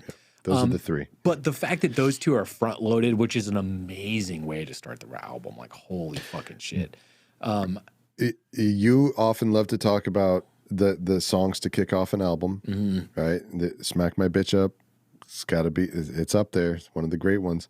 And I really feel Breathe is one of the all-time great track twos. Dude, it's... What a fucking track two. We'll get there. Yeah. We'll get there. But track 3, though, is also track 3. fantastic. Diesel Power is one of the all-time great track threes. Yeah. Yes. There's a theory in track listology that I'm developing, or that has been developed. Tell me about it. So I always use Nirvana's Nevermind as kind of like a basis for track lists in my brain, because in my opinion, that is the perfect track list. I think it's the best track list. If you're just going by track list, it's like one of the best track lists there is. I got to look this up now. Okay. Yeah. You know, you've got your and just like with this album, they do a very similar thing where it's like arguably the two of the most famous, best, like most energetic, fun singles are 1 and 2, right? So you got Smells Like Teen Spirit, In Bloom, just like you got Smack My Bitch Up and Breathe, right? Yes. And then 3 I see what you're saying. Number 3 is a downshift. Come As You Are. Come As You Are. You actually shift a gear down. Still a great song, but you actually slow down a little bit, right? Or it's like maybe a ballad or something like that, right? So Diesel Power is like that. It's slower. It's heavier. Heavier, yes. It's groove goes deeper. It's the first time on the album too where you're like, oh, hold on, there's like a guy rapping, and like people are gonna rap on this album. Like, whoa, like it's like a new texture, a new frontier musically. 3 songs in where you're like, I didn't even know that's what this was. Like, I even, when you picked this, I even thought, are these all sampled vocals? And is this technically like an instrumental album? Like, I had no idea. I didn't know anything about. It leads you to believe that at first. Yeah. So Diesel Power I really like because it is probably, especially up to that point, the most human kind of feeling song. Like, it feels like a really big, heavy drum beat that like I could play. It's not this like super hyper fucking jungle, like fucking psychotic drum thing. Right. It feels. All it asks of you is to just nod your head to it. That's all it needs from you. Yep. Yeah. Dude, Diesel Power is a hip hop song. It is. Yeah, it is. It blew my. It just straight funny? Up. It's not even a techno song. It's not an electronic song. It's not a dance song. Yeah. It is a hip hop track. But one of the coolest things on this album is the completely altered relationship that bass as an element takes than what I'm used to. The low end isn't coming from the bass part, right? It's usually typically coming from the 909, those big fucking synthed out crazy kick drums or something. But it's like, there is rarely on this album like a fucking bass line like a Brandon would play a bass line. Yeah. Like there kind of isn't. They do happen. They are there from time to time, and when they happen, they're pretty prominent. But except for those prominent moments, not present. Not really. Yeah. Just right. Yeah. It's the bass part is handled by the kick drum. Yes. Sound. That's primarily where like the low end is coming from. And if there is a bass part, it's usually like high passed quite a bit. So it's like, okay, there's a bass guitar, but it's high passed so much that you're only hearing it in like the mid range. So it's not like giving you that effect of a bass line. It's you're hearing it, the part, but it's not there like a normal bass line would be. And Diesel Power is interesting because it has this huge distorted don't, and that is like the bass line. It's one note, and that is the bass part, I guess. The bass part is bom, bom, bom, bom, bom, bom. Yeah. Like to the extent that you can call that a bass part too. It's so good. Is hard because that it's lined up with a big heavy kick drum, right? That is so it's hard to really distinguish them. And then also, I don't even know if it's a bass guitar, and if it is, it's probably not. It's probably a synth. It's just a synth, but it's distorted to sound like a fucking Tom Morello style fucking guitar. I love the bass part in Diesel Power because it's this crazy synth, but it also, you know what they're doing on it? It almost sounds like what it sounds like when I push a bass into my spring reverb too hot. And the spring rattles. Distort the input of the spring. Yeah, reverb. And you distort the input of the spring so much, and the spring rattles so much. It's a really gratifying sound. So I mean, that one just from like a textural perspective and just like where is this album going? It's a really cool, successful track 3. Really, really good. Fucking genius. Yes. Next Standout. I have 3. Minefields. Okay. Minefields is the one that starts ding ding ding ding ding ding ding ding ding. Mm-hmm. Ding ding ding ding ding ding ding ding ding. So the reason I like this one so much is because as soon as that came on, I was like, choose your character. And you're like in the character selection moment for like Mortal Kombat. Mortal Kombat. And then he goes, "This is dangerous." Fight. Yeah. Dude. It's literally. It is Mortal Kombat. So I never Mortal thought Kombat. About that. And the funny thing is, I'm thinking the sample, off the top of my head, I was like, okay, that sample must be like a Bruce Lee movie soundtrack or like some kind of Chinese like kung fu movie or something, right? I honestly think here's my theory is that it is exactly what we were talking about, how you sample one thing, you just sample blang, and then you play it on a keyboard, bling, bling, bling, bling, bling, bling, bling, bling, and it's one sample being played at you change the pitch and shit. Or could be because it sounds really fucked up, that part. It sounds artificial, but the thing is that melody is from a theme of a James Bond movie. It's like 70s James Bond. So if you listen to I believe that it is just a sped up, pitched up sample of an actual just James Bond soundtrack, like an intro to a James Bond movie or something like that.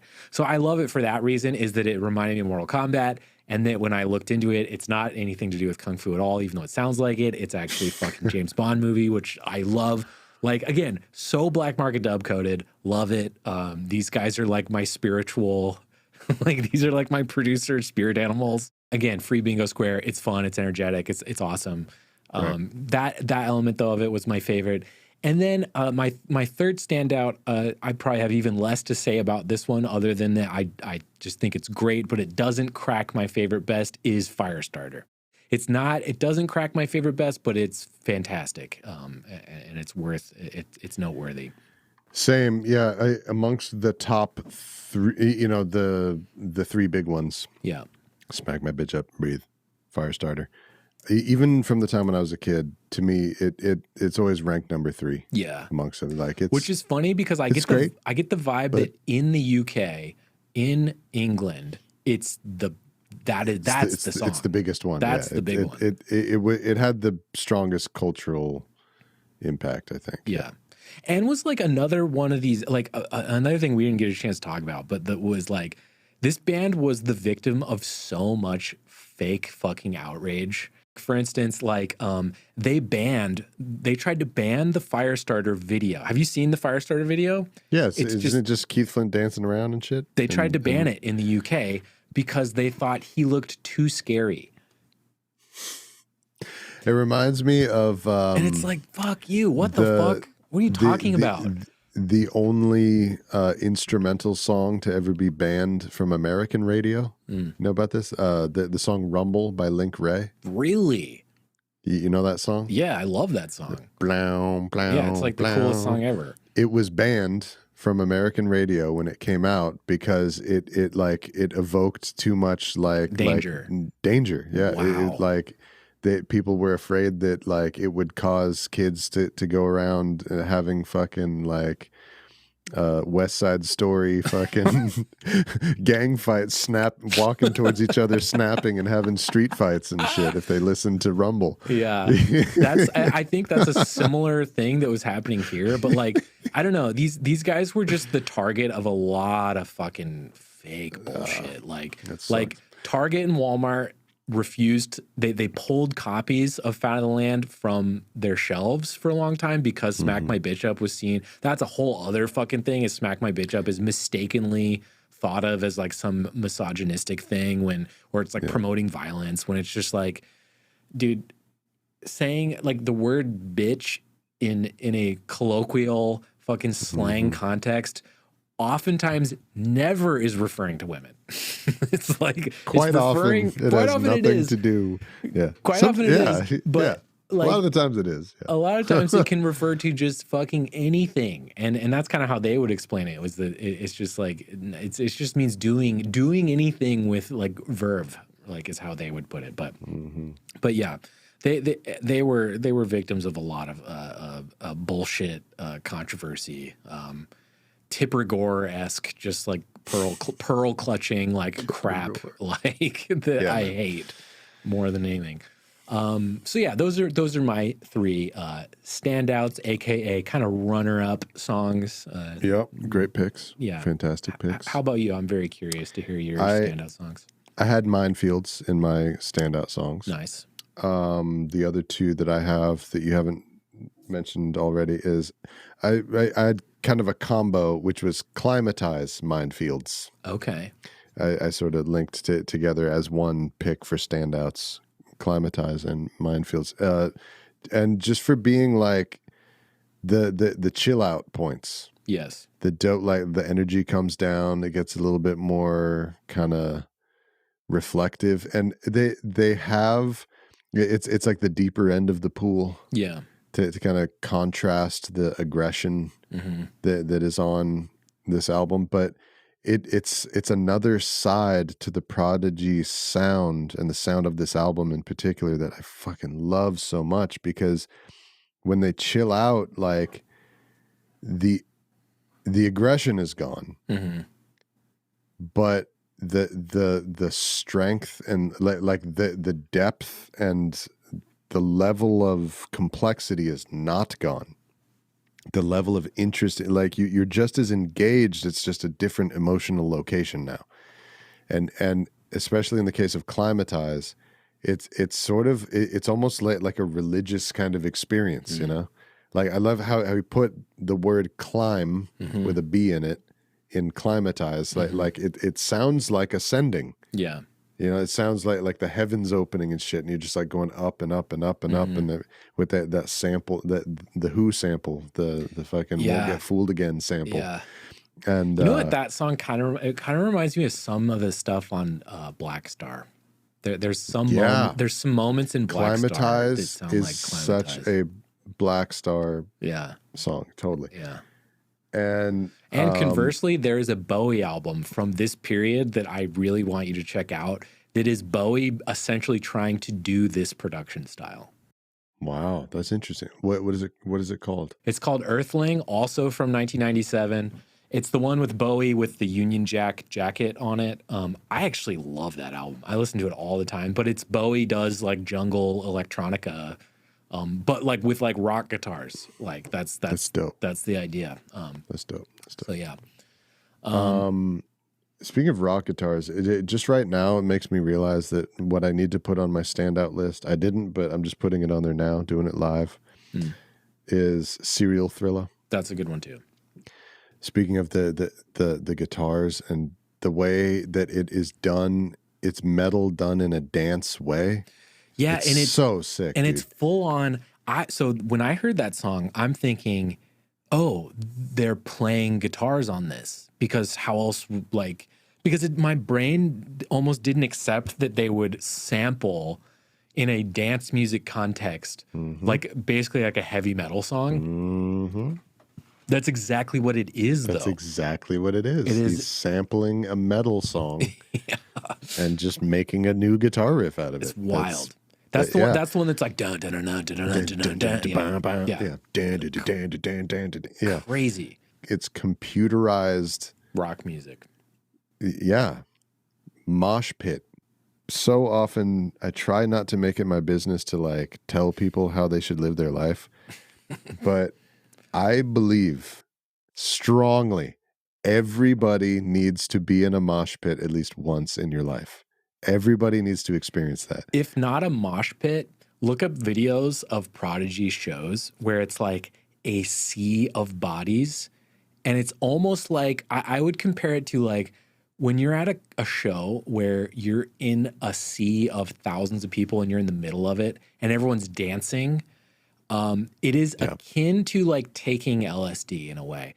There's a spiritual, primal, cathartic experience. Like you feel like you're touched by God in these moments. It's a very human experience. It's one of the more pure human experiences we're allowed to have in the hellscape that is Earth 2026. One of the last ones we're allowed to have. Yeah, and go mosh while you still can, because there may be a day where mosh pits don't exist anymore. So and they're illegal. I mean it in the way that you expressed, which is that like it's super human and it's spiritual and all that. But what I also mean by it is when you're in a sea of bodies like that, it's like taking LSD in the sense that like you bought the ticket. It's too late to get off the train. You're on the ride. You're in this now. You're in this now. You got to ride this out. There's no excuse me, I'm a little uncomfortable. I'd like to get out, please. Just excuse me. It's like, dude, no, dude. You're fucking in it. That's a good point. That is a big part of the experience. Yes. Yeah, and that can be scary, but it's kind of good to feel afraid sometimes. It's good to put yourself in dangerous, scary situations. It can be exhilarating and you can learn from it. It's fun. Yeah. Anyway, so yeah, serial thriller, right? That's a great tune. And then my last standouts, I did pick them as standouts, is Smack My Bitch Up and Breathe. Wait, what? When I was a kid. Wait, hold on. Those are your standouts? Those aren't favorite best? Yeah. What? Yes. Wow. When I was a kid, my favorite song on this was Breathe. But didn't you already say Firestarter's your 3? Yeah. So I didn't even pick Firestarter as standout. These days, Firestarter is one of my least favorite songs on this album. These days. I guess I could see that, but I do still like it. Okay, we should just. But it's more a testament of how much I like the other songs. We should let's. It's more to do with that. Let's jump right to favorite best, because this will introduce an interesting element to favorite best.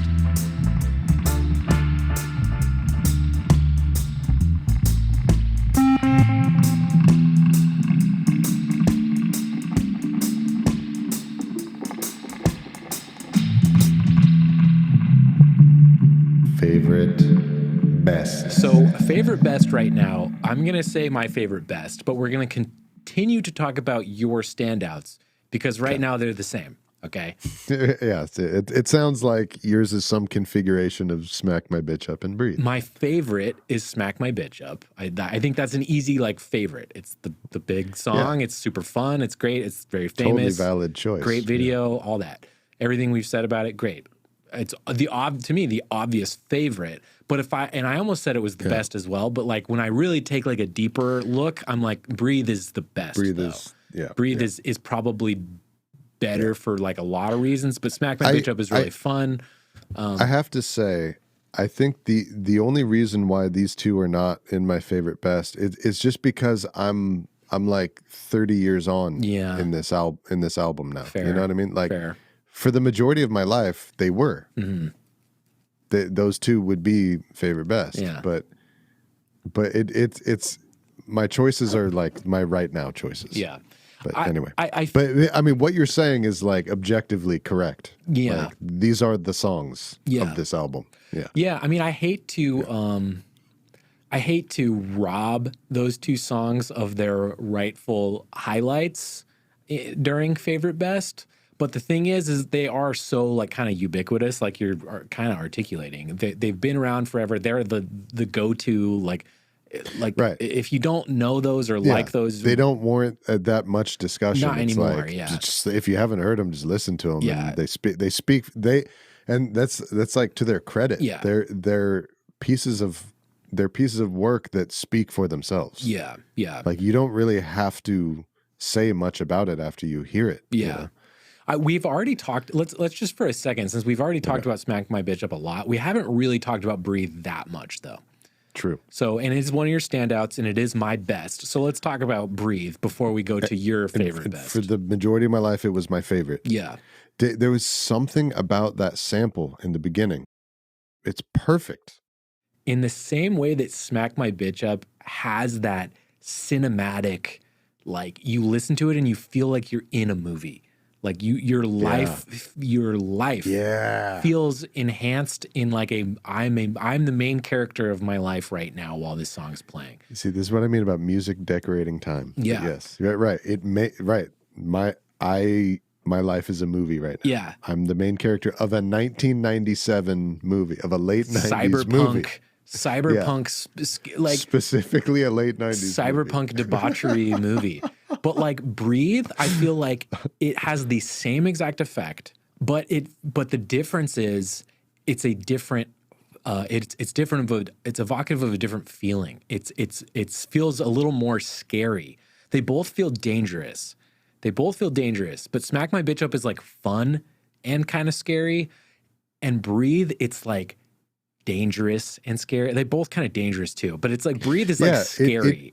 It has that element of heavy metal of like painted faces and like, you know, people making scary faces at you and shit, you know, like walking through a haunted house, and you know, it feels like a really fun movie depiction of a bad drug trip. That's like the feeling it gives me. And it also has the amazing like kung fu, like sword fighting sound effects. They're so fucking cool. That he times and uses in a musical way so that they're like... he plays a melody with swords. Yeah, dude. It's so sick. And just like the way... we barely highlight the lyrics on this album, but like the lyrics in that album, which are all just about breathing, it feels like it's just very evocative of like a bad drug trip in the most fun way, which is hard to articulate. Yeah. Right, because that feeling, kids don't do this, but you know what I'm talking about, and people who know the feeling of being too high. Yeah. Okay, there's a very specific experience in life. And when you're in it, everything is about breathing. Your entire existence is about inhale and exhale. Yeah. Your life has been boiled down to those two things. But then it's like specifically like the memory of being too high and whatever adventures that led to is really fun. Yeah.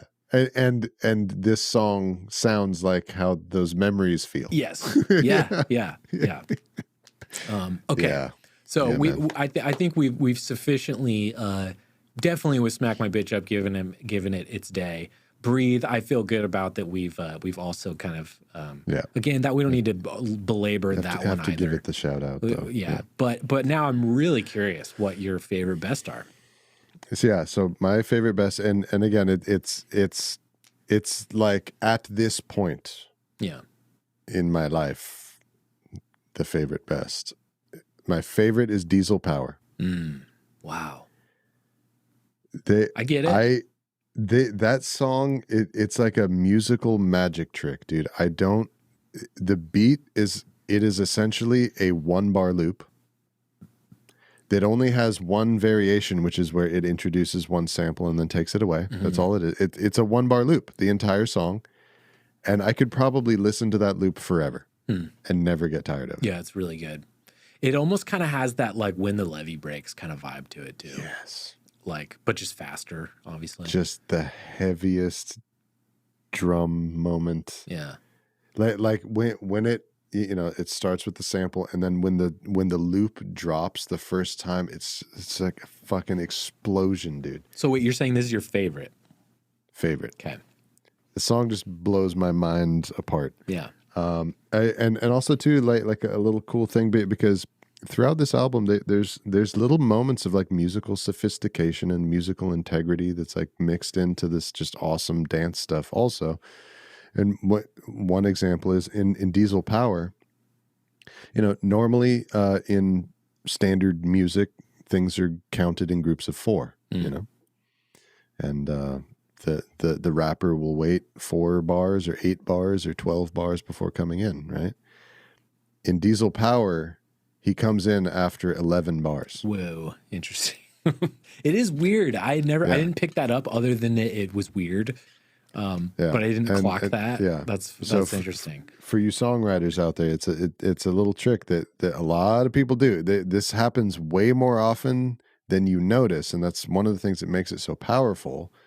Is that most of the time it's not noticed and it's imperceptible, but making an event in your song happen just one time earlier than you're expecting it, or one time later than you're expecting it to happen, can give it like interestingness, and it makes it not so boring. Yeah. So I just fucking love that song, man. Oh my God. What do you think I'm saying is the best song? We haven't talked about Funky Shit. That's true. We haven't even mentioned that. Funky Shit. Oh my God, that's the funky This shit. is awesome. Yeah, that one's great. It's not my pick, but that song fucking rules. It's really tough. I want to guess between Narayan or Firestarter. Maybe you've turned the page on Firestarter, but maybe it's Narayan. I don't know. No, it is. It's Narayan. Narayan. That is my pick for the best song. And the other tracks on this album generally tend to focus in and hone in on one or two of the elements of this Prodigy sound that makes the Prodigy sound great, you know? Like, you know, Serial Thriller, Smack My Bitch Up. It's fucking crazy mosh pit stuff. And then Minefields and Climatize are chilled out more, and, you know, Funky Shit and Diesel Power are like the, you know, the funkier stuff and everything. But Narayan sort of like it contains the whole picture. It's like all the 4 corners of this Prodigy map are all represented in the song, and it has the most kind of like music. It's the most musically complete, structurally, tonally. I think a lot of people will look at the length of it and be like, oh, I don't know about that. But I think the length of the song is actually part of its strength. It feels like a... It has movements. It does, yeah. And it feels like it feels the length is short in like an electronic rave show context, right? You're right. 9 minutes is not that long really for a that rave big a song. deal. Yeah, on a record, it's really really long, but like it doesn't feel 9 minutes. So first of all, it has that singer that we were talking about, Crispy and Mills, right? Yeah. And so the whole first portion of the song, I really like it because it has it's more of like a traditional song structure. It has verses and choruses, right? And this just amazing fucking melody that he's singing. If you believe the Westward sun Yeah. is falling down, then the delay down, down on everyone. You know, it's so dope. And then the weird bridge.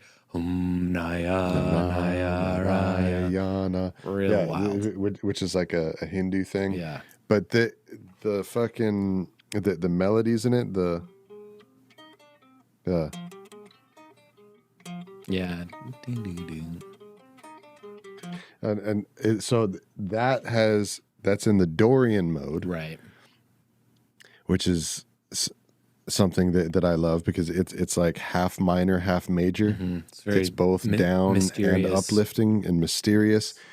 And then later when it goes into the main section, now there's stuff happening in the Lydian mode, which is like another one of my favorite textures. And it's, I don't know, man, it's just a good song and these melodies, and it moves and it comes up and there's like chord changes.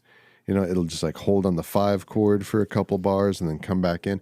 There's just a level of musical sophistication that is present in that song that's on another level compared to all the other songs on the album. I'm going to do one nitpick. One nitpick. Okay. I do. This isn't even a hot take. It's just a nitpick. I agree with you. This is an amazing track and a great song. I like kind of everything about it, except I don't know if I like the singer that much. I don't know if I like Crispian Mills very much. The performance and the quality of his voice is one of the strengths. To me, it is something that I really love. So I don't know. I mean, maybe Narayan is a better. It sounds like the way that I'm describing it is I'm describing it more as a favorite pick than like an objective best. Yeah, but I don't know. But I think the way that you could argue best, really like you could the argue singer, best because it is kind of like a kitchen sink of everything great about this album condensed into one song. Like I could see that as like an argument for best. It's really there's like more songwriting in it than in the other ones. Yeah, it's really just he stands out to me, and I went from really liking it to kind of really having a problem with it to being more. I'm kind of more neutral on it now. I'm only bringing it up because I did notice that it was like a thing I noticed where I was like, I don't know. I don't know if I like that. Like I don't know. Different strokes for different folks, man. But I do agree with you that it is a highlight, a standout on the album.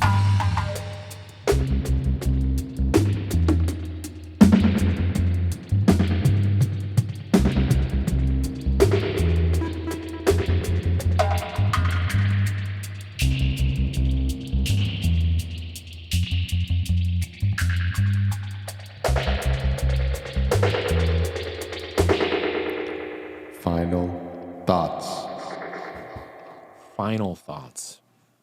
Florida's banning OnlyFans. So these are the last ones. Oh my God. Is it really? I don't know. The fuck is wrong? Whatever. What do you got? You got any final thoughts? You know, I normally when we do these, like I have 10,000 final thoughts, and like I feel like I've just barely scratched the surface of the discussion. And it feels kind of nice now to be sort of in a zone where you've said everything you wanted to say. I think I've said everything that I wanted to say. I feel very complete with this discussion. That's nice. That's actually something that historically on Playback, Brandon has really wrestled with, is that we'll finish an episode and we'll put it out and Brandon will be like, man, it feels short. It feels like we didn't say everything we need to say. Yeah, it's so much more on our routinely 2 hour and 45 minute fucking podcast that I'm constantly tearing my hair out to make shorter. Yeah. But whatever. So, yeah. I don't know. I'll help you with the runtime and say, no, not really. I've said it all, my friend. I guess my only final thought would be, in a roundabout way, just say rest in peace, Keith Flint. He seemed like a really cool guy, and he committed suicide a few years, or 6-7 years ago now. And he just, I don't know. It seemed like a gentle soul. Seemed like a really nice man who just struggled to find his place in the world. It's crazy, man. It's like you can have it all, and it won't matter. You know, that's not always the thing that'll keep you here, unfortunately. So I don't know. I guess just rest in peace, Keith Flint, because I had no idea who he was before yesterday. I just was listening to this album like crazy all week, and I didn't know anything about him. And I learned a lot about him over the weekend, and just kind of, and he really was kind of, I think if Liam is like the brain of the band, Keith kind of feels like he was like the heart, like the soul of the band, him and Maxim, but Keith too. They had this really amazing, like yin and yang thing with it. It was like one of them brought like the hip hop reggae, like kind of element, and he brought like the punk and rock element, even though they both kind of brought the rock element too, but like he like very specifically felt like he was hearkening back to like, you know, that like punk rock kind of thing, even in the way he looked and the way he dressed and the way he danced and just his attitude about life and about everything is like it is the Prodigy, like the ethos, the identity of it or whatever. That's cool. And just like, I don't know, these guys are so cool. Like they are so cool. These are the kinds of musicians I love and respect, and the kinds of musicians that I frankly look up to are people who have this kind of backbone and who like aren't really afraid to just unequivocally make art on their terms, no matter what it means, whether it's successful or not. Like these guys are pure artists. I had no idea what I was getting into other than that it was going to be fun when you picked it. So I don't know, really, truly great pick. This was a fascinating Thanks, man. album. I'm glad you enjoyed it. Fascinating album to talk about. It's one of my favorites. So that takes us to next pick. It does. Where Nate tells us what album we're listening to next. It does, doesn't it? Interesting. Yeah. I can't wait. Yeah. I have no idea what I'm in store for. I can't wait for you. I think so I've been pushing to try to get some more female representation on the show. That's important to me. I want to pick female artists. That's true. You are the one who has picked the only two female artists that we've talked about on the show so far. Mm-hmm. We also, it was brought to our attention in a discussion we had off air. We haven't really picked a lot of albums from the 60s, which is a very important era. In fact, none, I think. Well, funny you mentioned that. I think. Well, the Jimmy stuff was recorded in the 60s, but also Trout Mask Replica. Oh, Trout Mask. You're right. Right. Trout Mask Replica. Thank you. So there's a band called The Shags. Oh my God. And they put out an album. God. They put out an album called Philosophy of the World. Are you doing this again? Oh my God. And I really struggled with this pick, okay? I really did. Oh my God. But every time I imagined you listening to it studiously, I laughed out loud and I couldn't stop laughing. So I have to do it. We were going to pick something else that was probably one of the greatest live albums ever recorded easily. But Brandon, he gave me an out. He said, no, I don't know if I want to do live album month yet. So I said, okay, well. No, I didn't say that. Fine. I don't know if I want to do live album month yet. That's not what I said. I just said, I don't want to like force your hand. Okay, well, you didn't. I don't want to like make you have to do the live album one now. Thank you. Now we can do the Shags. Oh my God. So tell the people what it is. Why is this notable? Why is this famous? So it's look, Frank Zappa loved it. Kurt Cobain listed it as his fifth favorite album. A lot. It has an insane cult following now. It's look.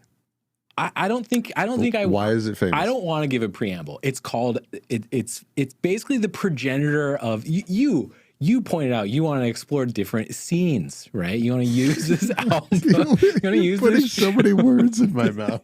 You want to use this show to explore various, art scenes and stuff. This is kind of, I would describe it as like ground zero, and I use that term intentionally, for the outsider art scene. Music being made by people who aren't musicians. Yes.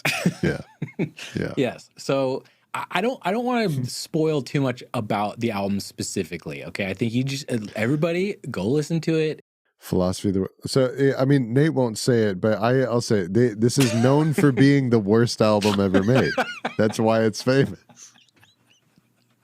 This album is the room of music. That's why it's famous. Okay.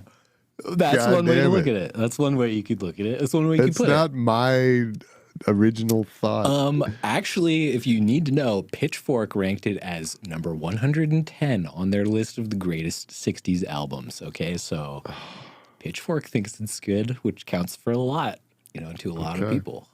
It does have an 86 on Metacritic. I can't really explain myself, really, but I picked it, so we're doing it now. So how about that? I think can't defend yourself is the word you're looking for. Yeah. Look, I All have right. to pick it. No. It's like a Good pick. it's a scratch on my brain. No, I do think it is a good pick because Okay. it's interesting. It is interesting. It's yeah. All So- right. Well, you heard it here, everybody. Your homework. Thanks to your old buddy Nate. We're switching to a bad music podcast. Okay.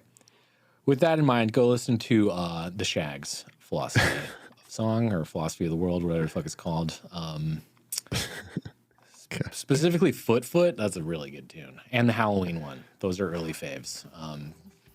But yeah, we are also a band. We make music very much like The Shags. It's pretty much the same kind of vibe if you're into that. Go to our Bandcamp, blackmarketdub.bandcamp.com/shags.